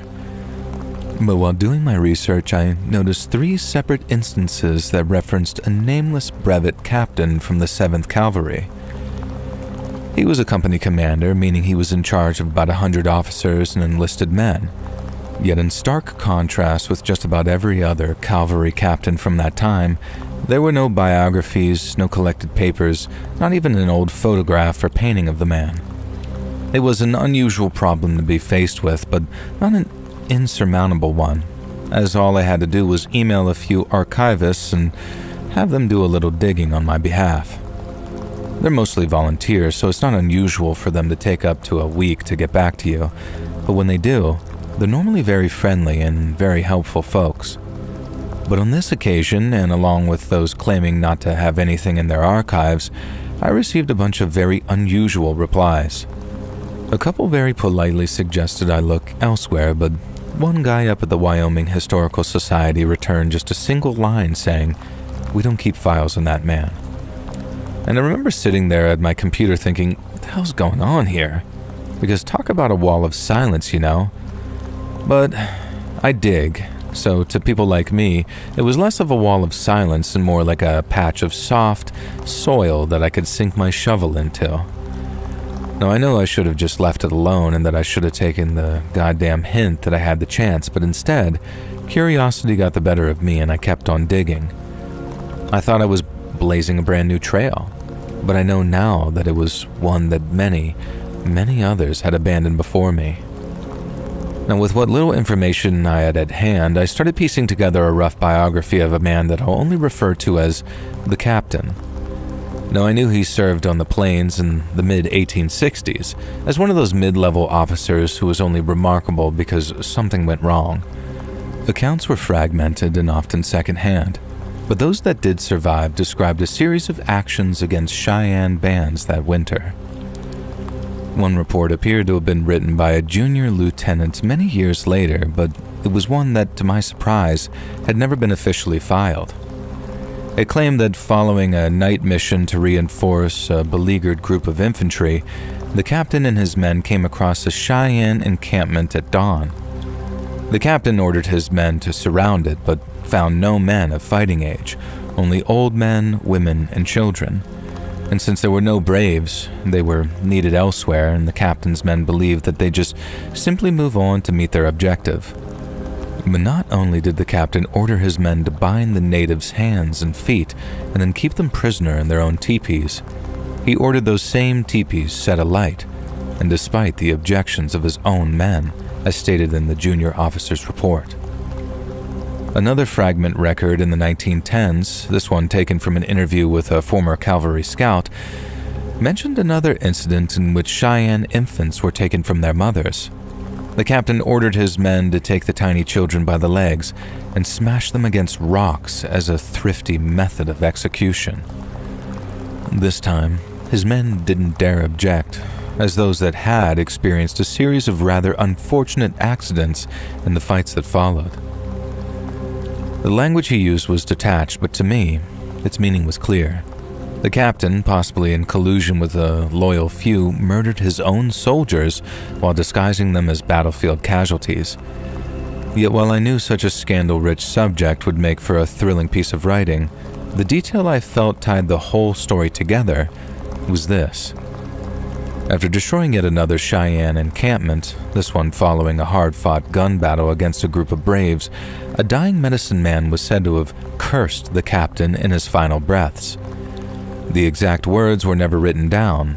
The account merely spoke of the dying man pointing and speaking. The captain reportedly laughed, but just 2 weeks later, his unit was ambushed in a fight that became little more than a historical footnote, and he was killed in action. His company continued under new command, but within months they suffered a series of devastating setbacks. A night ambush that should have been detected took a dozen. A fever that tore through the ranks took 24 more. At one point, their supply wagons vanished on open ground and were later found ransacked. And then yet more men got sick and died through drinking bad water.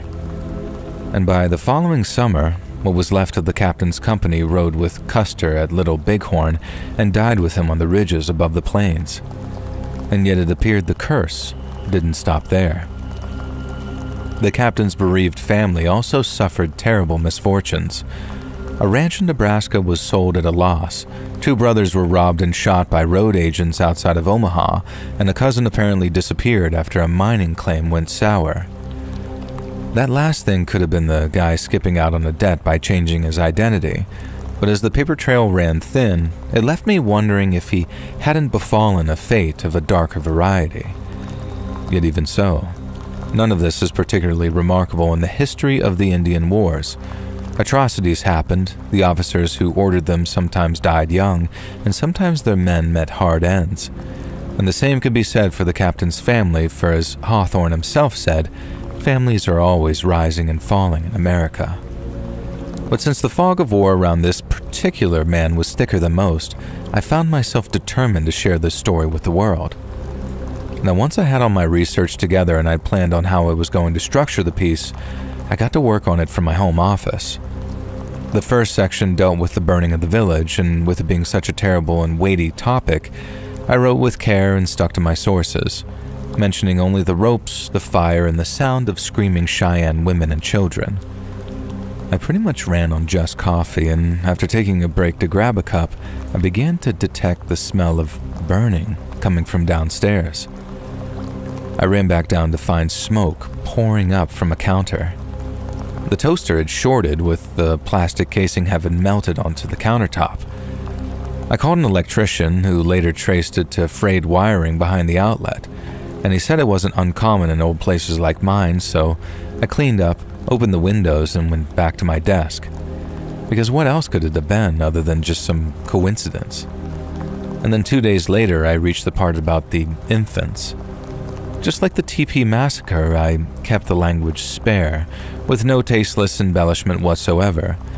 And then once I was happy with it, I saved the file and then walked to the corner store since I was out of coffee. Now, I've been going there for years by that point, and having a little back and forth with the guy behind the counter always lifted my spirits. But then on the way back, something smashed into the sidewalk next to me. It was a roof tile from an old building, one that had just come loose and fallen and landed only about a foot from my left shoulder. I stood there longer than I needed to, brushing grit from my jacket, and told myself the same thing I had told myself about the toaster. These were old buildings, they were falling apart. But what would have happened if I'd been walking just a little to the left wasn't lost on me? I'd have my brains bashed out of my skull if I'm not clear, just like those Cheyenne infants. I guess it was fear keeping me from saying it out loud, or even acknowledging it in my thoughts, and abandoning the piece would be an admission that something was going on. And so once again, I chalked it up to just some funny coincidence and kept on writing. And the final section concerned a report which detailed the fate of some captive braves. Following the defeat of their war band in battle, the captain allegedly ordered the nearly 24 surviving warriors brought forward one by one. He used a cavalry saber, beheading the men methodically until 5 of them broke and ran. They didn't even clear the camp's perimeter before they were brought down. I was midway through describing the final shots when my phone rang, and when I picked up the phone, I could tell something was wrong right away. It was my girlfriend, and she was distraught. And then once I'd finally calmed her down, she told me her uncle had been killed that very morning. He was in his 80s, and I'd met the man at some dinner a few years prior. He seemed like a nice guy, one who was most certainly not deserving to go out the way he did. But that morning, he misjudged the curb after departing his favorite cafe and then fell into the path of a speeding motorcycle. The rider was relatively uninjured, but the impact tore the uncle's head from his body, decapitating him completely. The coroner's report came back about a week later, and there was no alcohol involved, no excessive speed beyond the posted limit, just an old man taking an unfortunate tumble in the wrong place at the wrong time. My girlfriend passed the report on via text, and when I finished reading it, I closed the laptop and abandoned the piece for good. I told my editor the sources had collapsed under scrutiny and that the story was thinner than I had thought. And when she asked why I seemed distracted, I blamed the usual pressures of freelance work. She asked if it was salvageable, and I lied. I'd already deleted the draft and the notes, and the external drive which held the scans had been completely wiped clean. It's strange because I still don't believe in curses, fate, or any of that mumbo-jumbo. I believe in confirmation bias and the innate human talent for pattern recognition to glitch after something bad happens. Toasters short, roofing tiles fall, old men lose their balance. And aside from the old houses are cool but they suck thing, none of the above are even remotely connected. Especially not by the words of a dying Cheyenne medicine man spoken long ago on an old battlefield. But still, I notice that I have yet to type the captain's full name in anything I've written since, and have since moved on to other subjects, safer ones.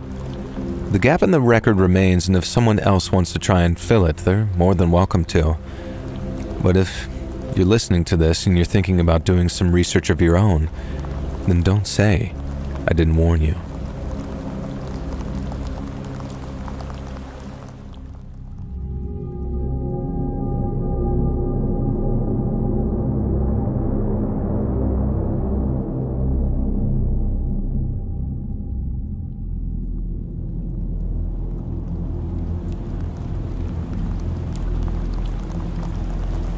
It's just past 3 a.m. as I'm sitting down to write this. Now, I'm a bit of a night owl when it comes to creativity. I'm a writer and that's how I make my living. Now, caveat, I'm not saying that I'm a very good one, so I'm in before any gotchas. And I'm also a dude who makes his money from writing romance smut. Mostly for women, but sometimes for men, about men, doing, well, you know what I mean. I don't make the megabucks. I haven't written 50 Shades of Grey or gone comedy viral like Chuck Tingle, but I sell enough to keep the lights on each month and live pretty comfortably. It turns out that, to quote Jimmy Carr, a lot of women like to prod the cat while they're reading, while we dudes just stick on that one website and watch the same handful of videos over and over. Now, needless to say, my wife kind of likes my job and she serves as my beta reader.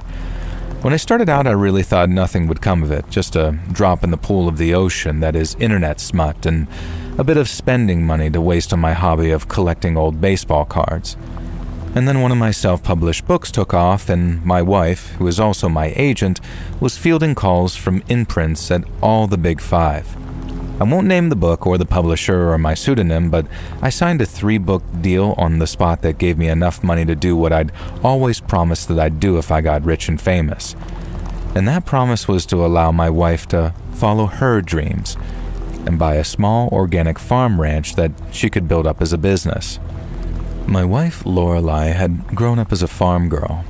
When she met me at a house party in our junior year of high school, she claimed it was love at first sight.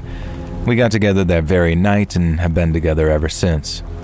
When she wasn't partying, studying, or increasingly hanging out with me, she helped out on her parents' farm. She was an incredible horse rider. She had this horse named Moon Rider, and she could control that creature like it was an extension of her own body. They were both athletic creatures that you could have sworn were one being when she rode him in those competitions. I forget what they're called. Now, when I first met Lorelei, Moon Rider had passed away a few months before. That first drunken night, as we made it out onto the couch at Billy Davis's house party, I promised Lorelei that one day I'd buy her a farm and as many horses as she could carry. She found this hilarious and the idea of carrying horses, and also told me that I shouldn't make promises I couldn't keep. Challenge accepted, and eventually we owned a farm in rural Georgia where I could write uninterrupted and Lorelei could set up the riding school that she'd always dreamed of. Now first though, we set aside a year to renovate the farm, turn it into a horse riding ranch and fix up anything that needed fixing. It was affordable thanks to how much work was required to make it perfect, but we were up to the challenge. More than up to it, really, I'd say, and I can't decide who was more excited, me or my wife. Now, then after a week or so, she woke me up from a pretty deep sleep.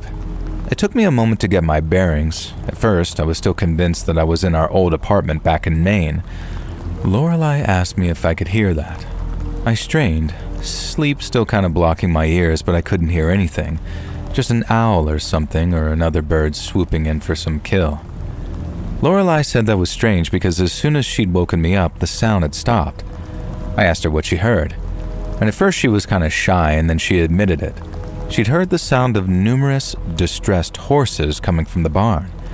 It was a sound that she recognized quite well after a rattlesnake had gotten into the family barn, thankfully no casualties, and later a wolf, unfortunately a colt, suffered a mortal wound this time. Lorelei told me that the sound that she'd heard from our barn had been exactly like the distressed braying of her childhood horses. The problem was we didn't yet own any horses. The barn was empty. I gently explained this to Lorelei and asked if it could maybe have come from a nearby farm, but she told me that there was no equine centers or horse farms in the area at all, except for ours. Lorelei wouldn't be placated until we both made our way to that barn. It was an excruciatingly hot night, so we trudged across the fields in our underwear and hefty boots. And if there had been any neighbors, we would have been quite the sight. One of the many benefits of living in the complete middle of nowhere. If you feel like walking almost naked through the darkness to an empty barn, then who's going to stop you? And as soon as I stepped into that barn, though, I wished that I'd worn a coat. Immediately, I felt a chill unlike anything I should have experienced at the height of that summer. There were no horses, of course, or distressed animals of any sort, but all of the stall doors had been opened, and I was sure that they'd been closed before. One look at Lorelei's face told me that I was right. They had. And by day we worked on maintaining the farm and turning it into the riding center of our dreams. But every few nights, my wife was woken up by the sound of horses in distress, and I was beginning to think that she might be losing it. That my darling wife was suffering from some kind of psychotic break, or Even worse, a brain tumor. Then one night, she woke me up quick enough and I heard it too. And enough was enough. I leaped out of bed, dragged my shoes on, snatched up the nearest flashlight and began to jog across to that barn. All the while my trip was soundtracked by the sound of screaming horses. Or were they horses? The more I listened, the more I became unsure. Once again, the barn was empty and the stalled doors had been open again. However, this time, the pained yelling didn't stop. Instead, it just lowered significantly in volume, and I almost jumped out of my skin as Lorelei spoke from behind me. I hadn't heard her approach. "I'm not sure it is horses," she said. Well, no crap. But if not that, then what? If anything, the sound seemed more human in nature. Lorelei began to laugh then, like she just made the stupidest mistake in the world. "It's foxes.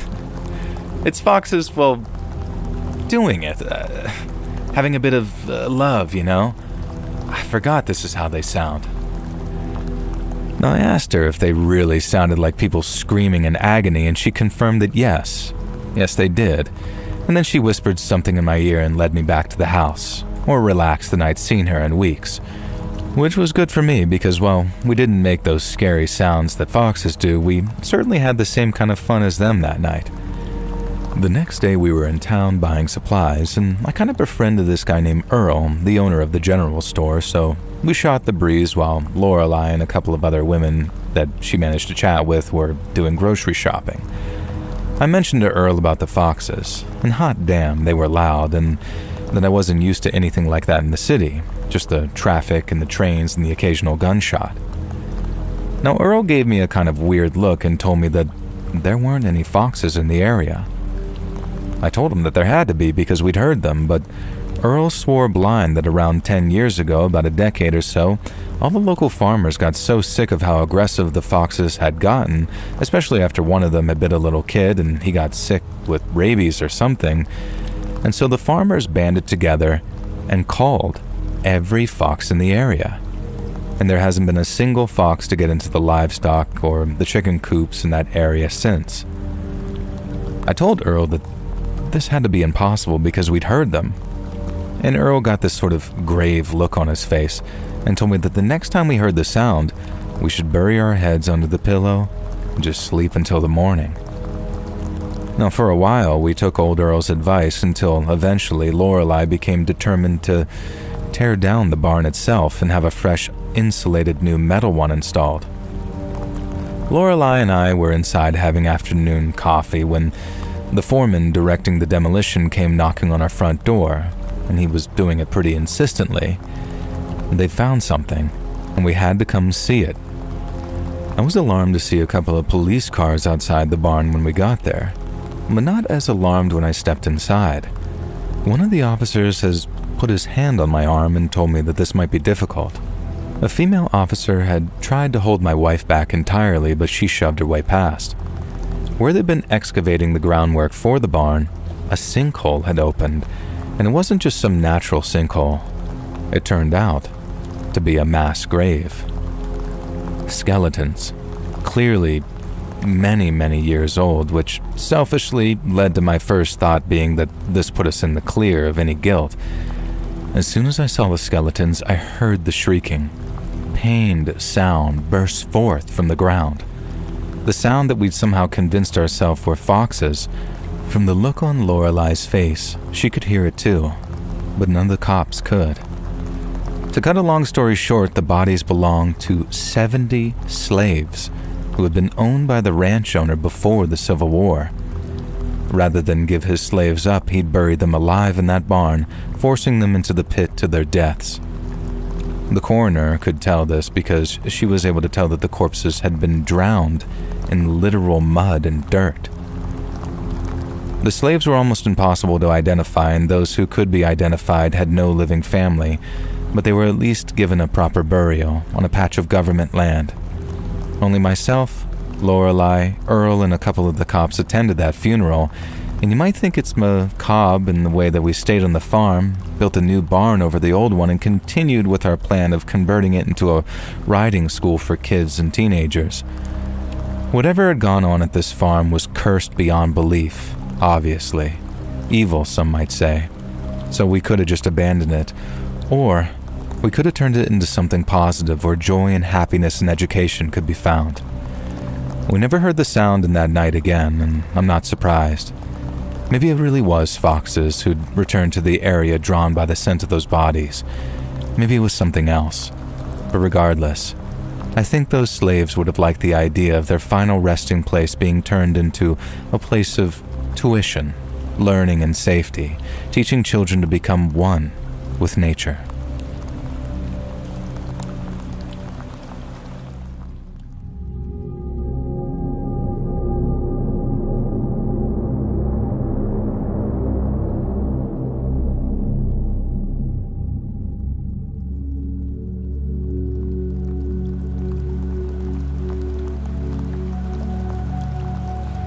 Only once did my dad ever talk about his time in Vietnam. Somebody once told me that I should take that as a sign that he wasn't lying. I just wish that it could have been in more comfortable circumstances. So I was 29 years old, sitting in a chair near his deathbed at the VA, looking at a man whose whole person had been stripped away by cancer. His hair was gone, he'd lost all his weight, and even his voice was starting to leave him. But even as he was dying, I guess the morphine dislodged something inside of him, because one day, it came spilling out while he was high as a kite. He'd never told it stateside before, and now I was going to carry it. And while I'm not altogether happy about having to do so, he was my father, and so I shut up and listened to a dying man's words. He had been a tunnel rat for about 8 months when he was flown to the outskirts of a place called Cu Chi. The Viet Cong used to dig underground tunnels so they could move undetected. The army then started prizing smaller, skinnier soldiers for their ability to explore them, and these men were nicknamed tunnel rats, but it was not a sign of any disrespect. A guy had to be small in stature to fight Charlie down there in the dark, but he had to have balls too, and everyone knew it.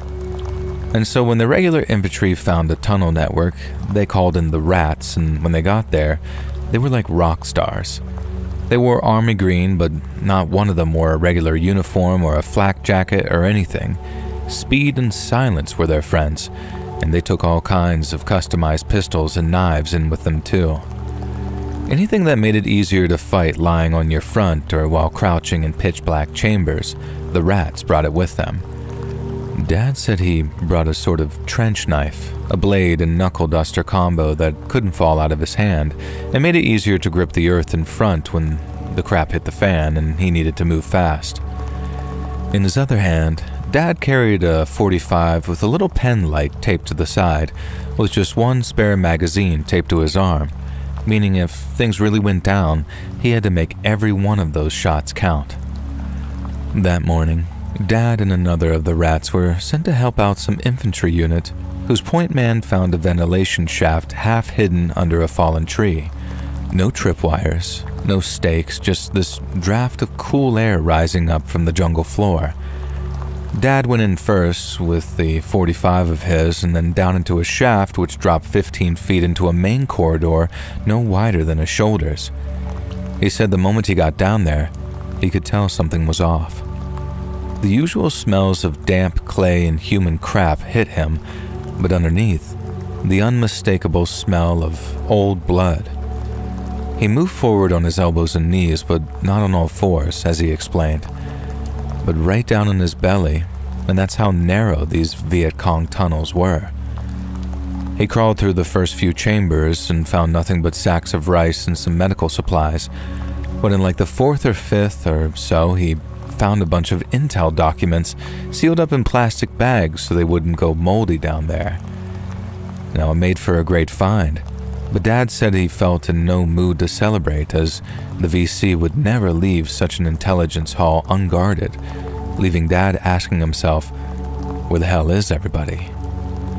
He radioed up, but the lieutenant ordered him deeper, wanted him to press the advantage, and so on Dad went, into the next couple of chambers, which is where he found the bodies. He said he knew he was getting closer from the smell, he just didn't expect to see so many. He said there had to be around 20 in total, maybe more, all half buried in the walls of the chamber like a stack of wood. Some smelled fresh, others had collapsed in on themselves like dried up sacks of meat and bone. He said he thought it was some kind of morgue at first, a place the NVA used to store their dead before the long trip north to be buried back where they were born.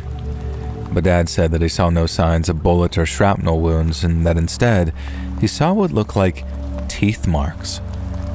He said he tried to push on like the lieutenant ordered, but as he flicked on the flashlight attached to his pistol, the light caught the edge of something large and pale before it skittered out of the beam. And that was when he understood the bodies weren't waiting for transport. They'd been food. He backed out of the low, narrow tunnel, turned around, and then turned back towards the surface. He heard the sound of it at first, and this sort of dry scraping like sticks dragged across stone. But then he started to smell it. Dad said he dragged himself out of one of the narrower tunnels and into a chamber, and he then rolled, aimed his pistol, and fired into the dark. His muzzle flash showed him only a shape, something low but big with limbs shooting off in all the wrong proportions. He crawled into the next tunnel and into the next chamber, but the thing was fast, darting up a chamber wall and striking him from the side. He said something hard and jointed closed around his left ankle and twisted, and then all he felt was agony as he turned himself around to fire again. He said it had no eyes, just this smooth, pale flesh where eyes should have been, and that's where he aimed his shots. He said he realized that it must have hunted by maybe sound or vibration, that the thing was blind as a bat and was hunting him in the dark. The shots were point blank that time, and without a sound, the creature recoiled far enough for him to drag himself away. He thinks it retreated into the darkness because it didn't attack again, and by the time his buddy and those infantry boys pulled him out by his arms, he was in a state of total shock and disbelief. He said he was babbling about the thing down there in the dark as the medics cut away his boot and found his ankle to be shattered. But by the time the unit CO was in front of him, all he kept saying was the same 6 words: burn it, gas it, kill it. The lieutenant wanted CS gas only, the standard procedure for clearing tunnels, but my dad grabbed the man's collar with both hands and begged, not asked, begged for him to burn the thing out. Those infantry guys respected the tunnel rats so much that in the end, they listened, and after the tear gas canisters, they had a ton of gas flown in so they could burn as much of the complex as the liquid would reach. The goal being not to burn the thing, but starve it of oxygen. Dad said he watched the smoke pour out of the tunnel entrance from a stretcher, but it sure as hell didn't smell like victory. He never went into another tunnel. The ankle healed very crooked and the army had rotated him on medical grounds, but while the pain left him, the dreams didn't. And in that hospital room decades later, he told me in this very thin voice that whatever lived in those caverns had been down there seemingly a very long time, and that all the war had done was just open the door. He passed away 3 weeks after that conversation, and it was me who closed his eyes. I tell myself the story was just morphine talking, or all that trauma coming out in one final, almost biblical allegory. Tunnel rats fought closer to hell than anyone, but the demons they unleashed were confined to their heads and no place else. But some days, if I tell myself that over and over, I almost start to believe it.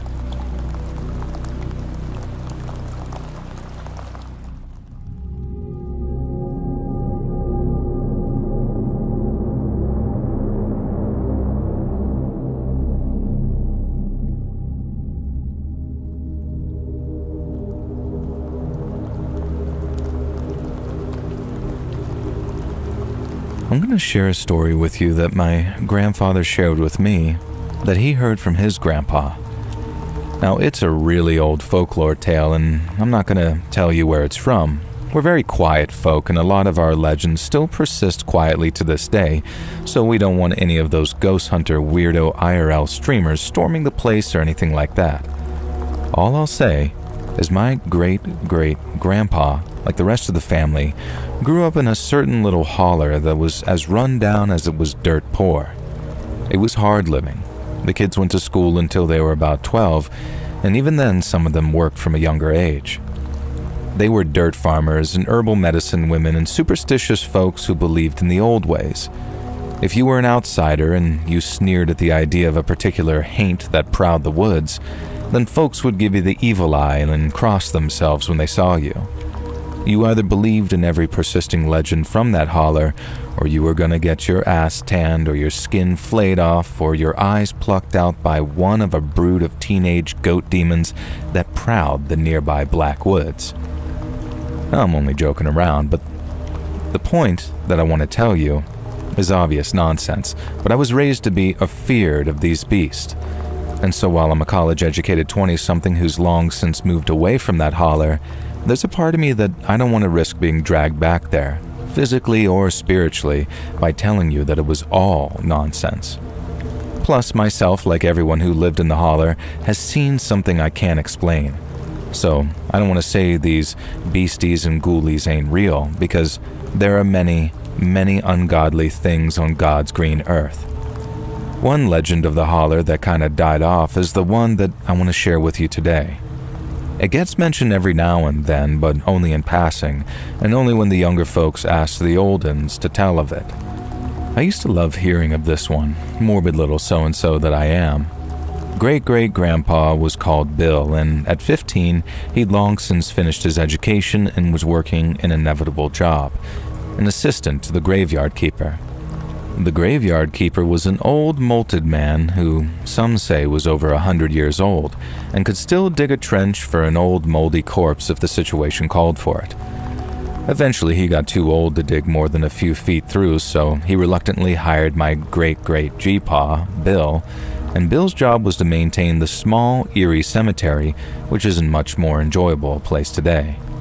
He'd trim the graves, check for any vandalism from heretic teens from the nearby fancy town, and he also took it upon himself to put fresh flowers on them graves that weren't visited anymore. What else Bill did was dig the graves himself. At first, the graveyard keeper wasn't having none of it. He insisted on doing as much as he could. But Bill persuaded him that after so many years of tending to the holler's dead, it was time to let the dead look after him. Another suspicion we had, those who dedicated themselves to caring for folks in death would have an easy passing themselves. And the keeper finally relented, and Bill took to basically doing all the hard work. Now one day, Bill showed up for his day shift to find the graveyard keeper in a real state, almost in tears, and one of the graves, a fresher one belonging to a 20-something girl with a consumption, had been desecrated. Now, I'm sorry for the graphic detail here, but there's no way to share it. The body had been dug up, and portions of it had clearly been eaten.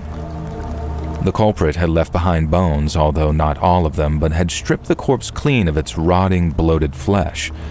There were just scraps left behind with these teeth marks, and the teeth marks and some of the bones as well. Now, Bill, of course, wanted to go to the sheriff, but the graveyard keeper refused. He told Bill that if he got word of him going to the law enforcement, he'd tan his hide, and instead, he gave Bill this little figurine to hang above the entrance to the cemetery and insisted that he rebury what was left of that poor girl, and Bill did as he was told. Unfortunately, a week later, the figurine was found shattered at the entrance. The strings snapped in a way that looked natural, and another corpse had been dug up. Now, this one belonged to a local lawyer, famous for his rich and unhealthy lifestyle and his rotund build.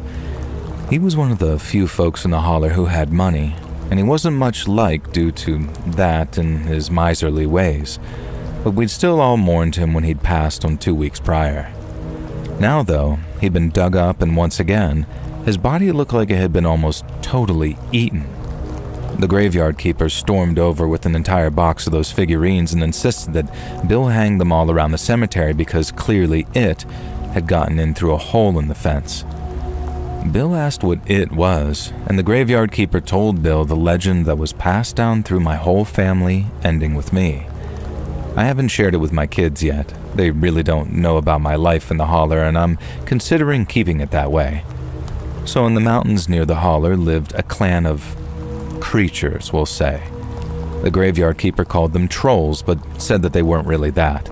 There wasn't a name for the kind of haint that they were, but he said that they must have been born from a demon's cursed womb because these things were maybe the most foul creatures that walk the earth.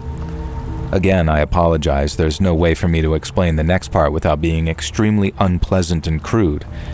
Every few decades, one of the trolls would decide that he wanted a little troll baby of his own.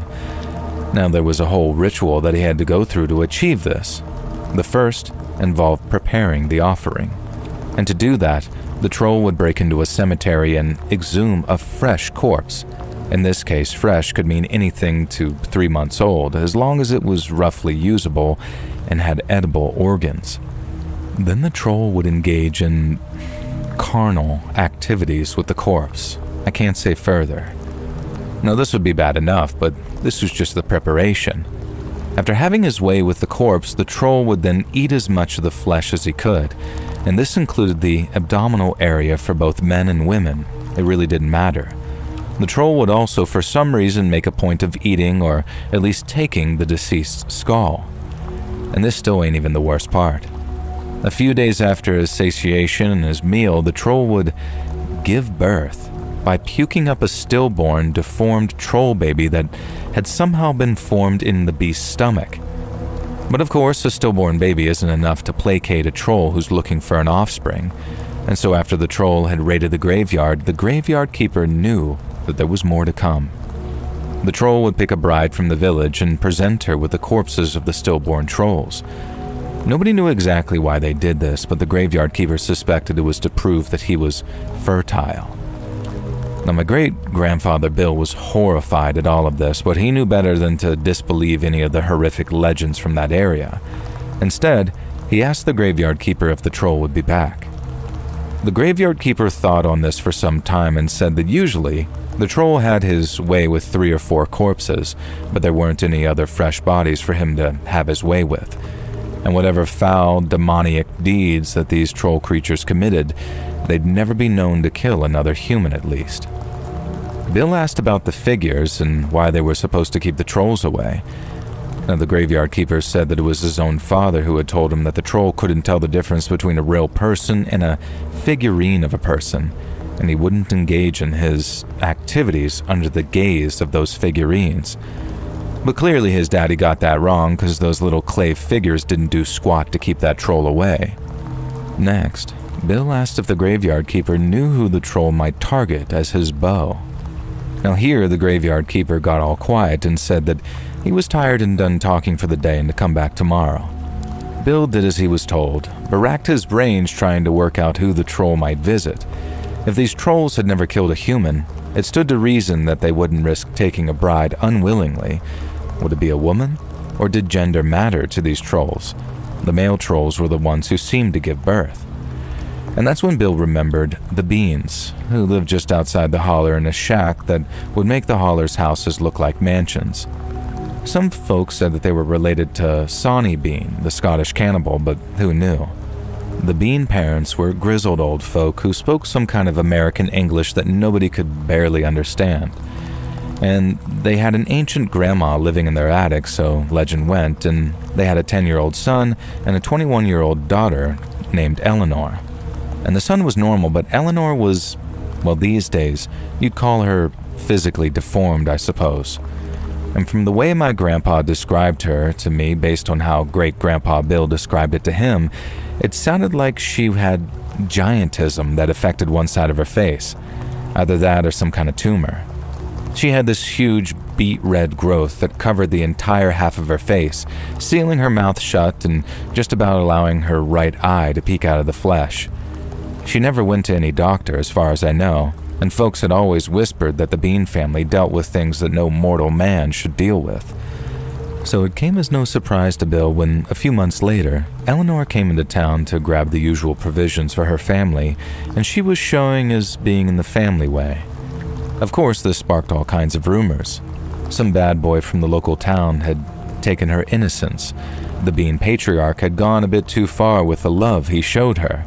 Hell, some even suggested the 10-year-old brother as the father of this poor deformed girl's kid, because who in the right mind would lay with her? Bill and the graveyard keeper had a suspicion. They didn't bring up the corpse troll with the villagers. It was one bit of folklore that had largely been forgotten, and the graveyard keeper thought that was for the best. But given the strange, unhealthy look that Eleanor herself had, and her lack of similarity to her own family's appearance, would it be too hard to believe that she too wasn't actually the product of a corpse troll? The next time my great-great-grandpa saw Eleanor, she'd given birth. She came into town for the final time with a baby in a basket, but it wasn't no baby like Bill had ever seen. It was a huge, pink, swollen thing with barely discernible limbs, a bulbous nose, strange, wiry hair, and little porcupine eyes peeking out at everyone. Bill says he made eye contact with that baby and felt an actual hatred pouring out of the infant. A week later, Eleanor passed away. Only her mother, father, and ancient grandmother and brother attended the funeral. Bill and the graveyard keeper were there, of course, and Bill couldn't help but notice that Eleanor's baby was absent. They buried Eleanor and retired for the night. And when Bill returned to work the next morning, he half expected to find Eleanor's grave desecrated and her corpse eaten beyond recognition. But instead, someone had placed a few stones, a rudimentary set of sticks tied together, a single thistle, and what looked like a piece of chalk, marked with small baby teeth marks. Bill left the items on the grave, and as far as any of my ancestors know, that was the last that the holler heard of the corpse trolls.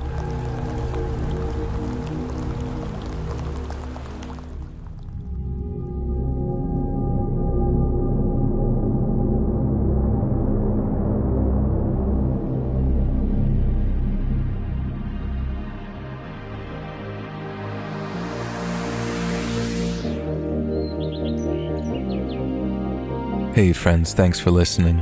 Click that notification bell to be alerted of all future narrations. You see, me here on Let's Read, we release videos every Monday and Thursday at 9 p.m. Eastern Time, and there are super fun live streams on Sundays and Wednesday nights. If you got a story, be sure to submit them over to my email. Now take note of this, letsreadsubmissions@gmail.com. Send your stories there, and you might even hear it featured on the next video. And if you want to support me even more, grab early access to all future narrations and bonus content over on Patreon.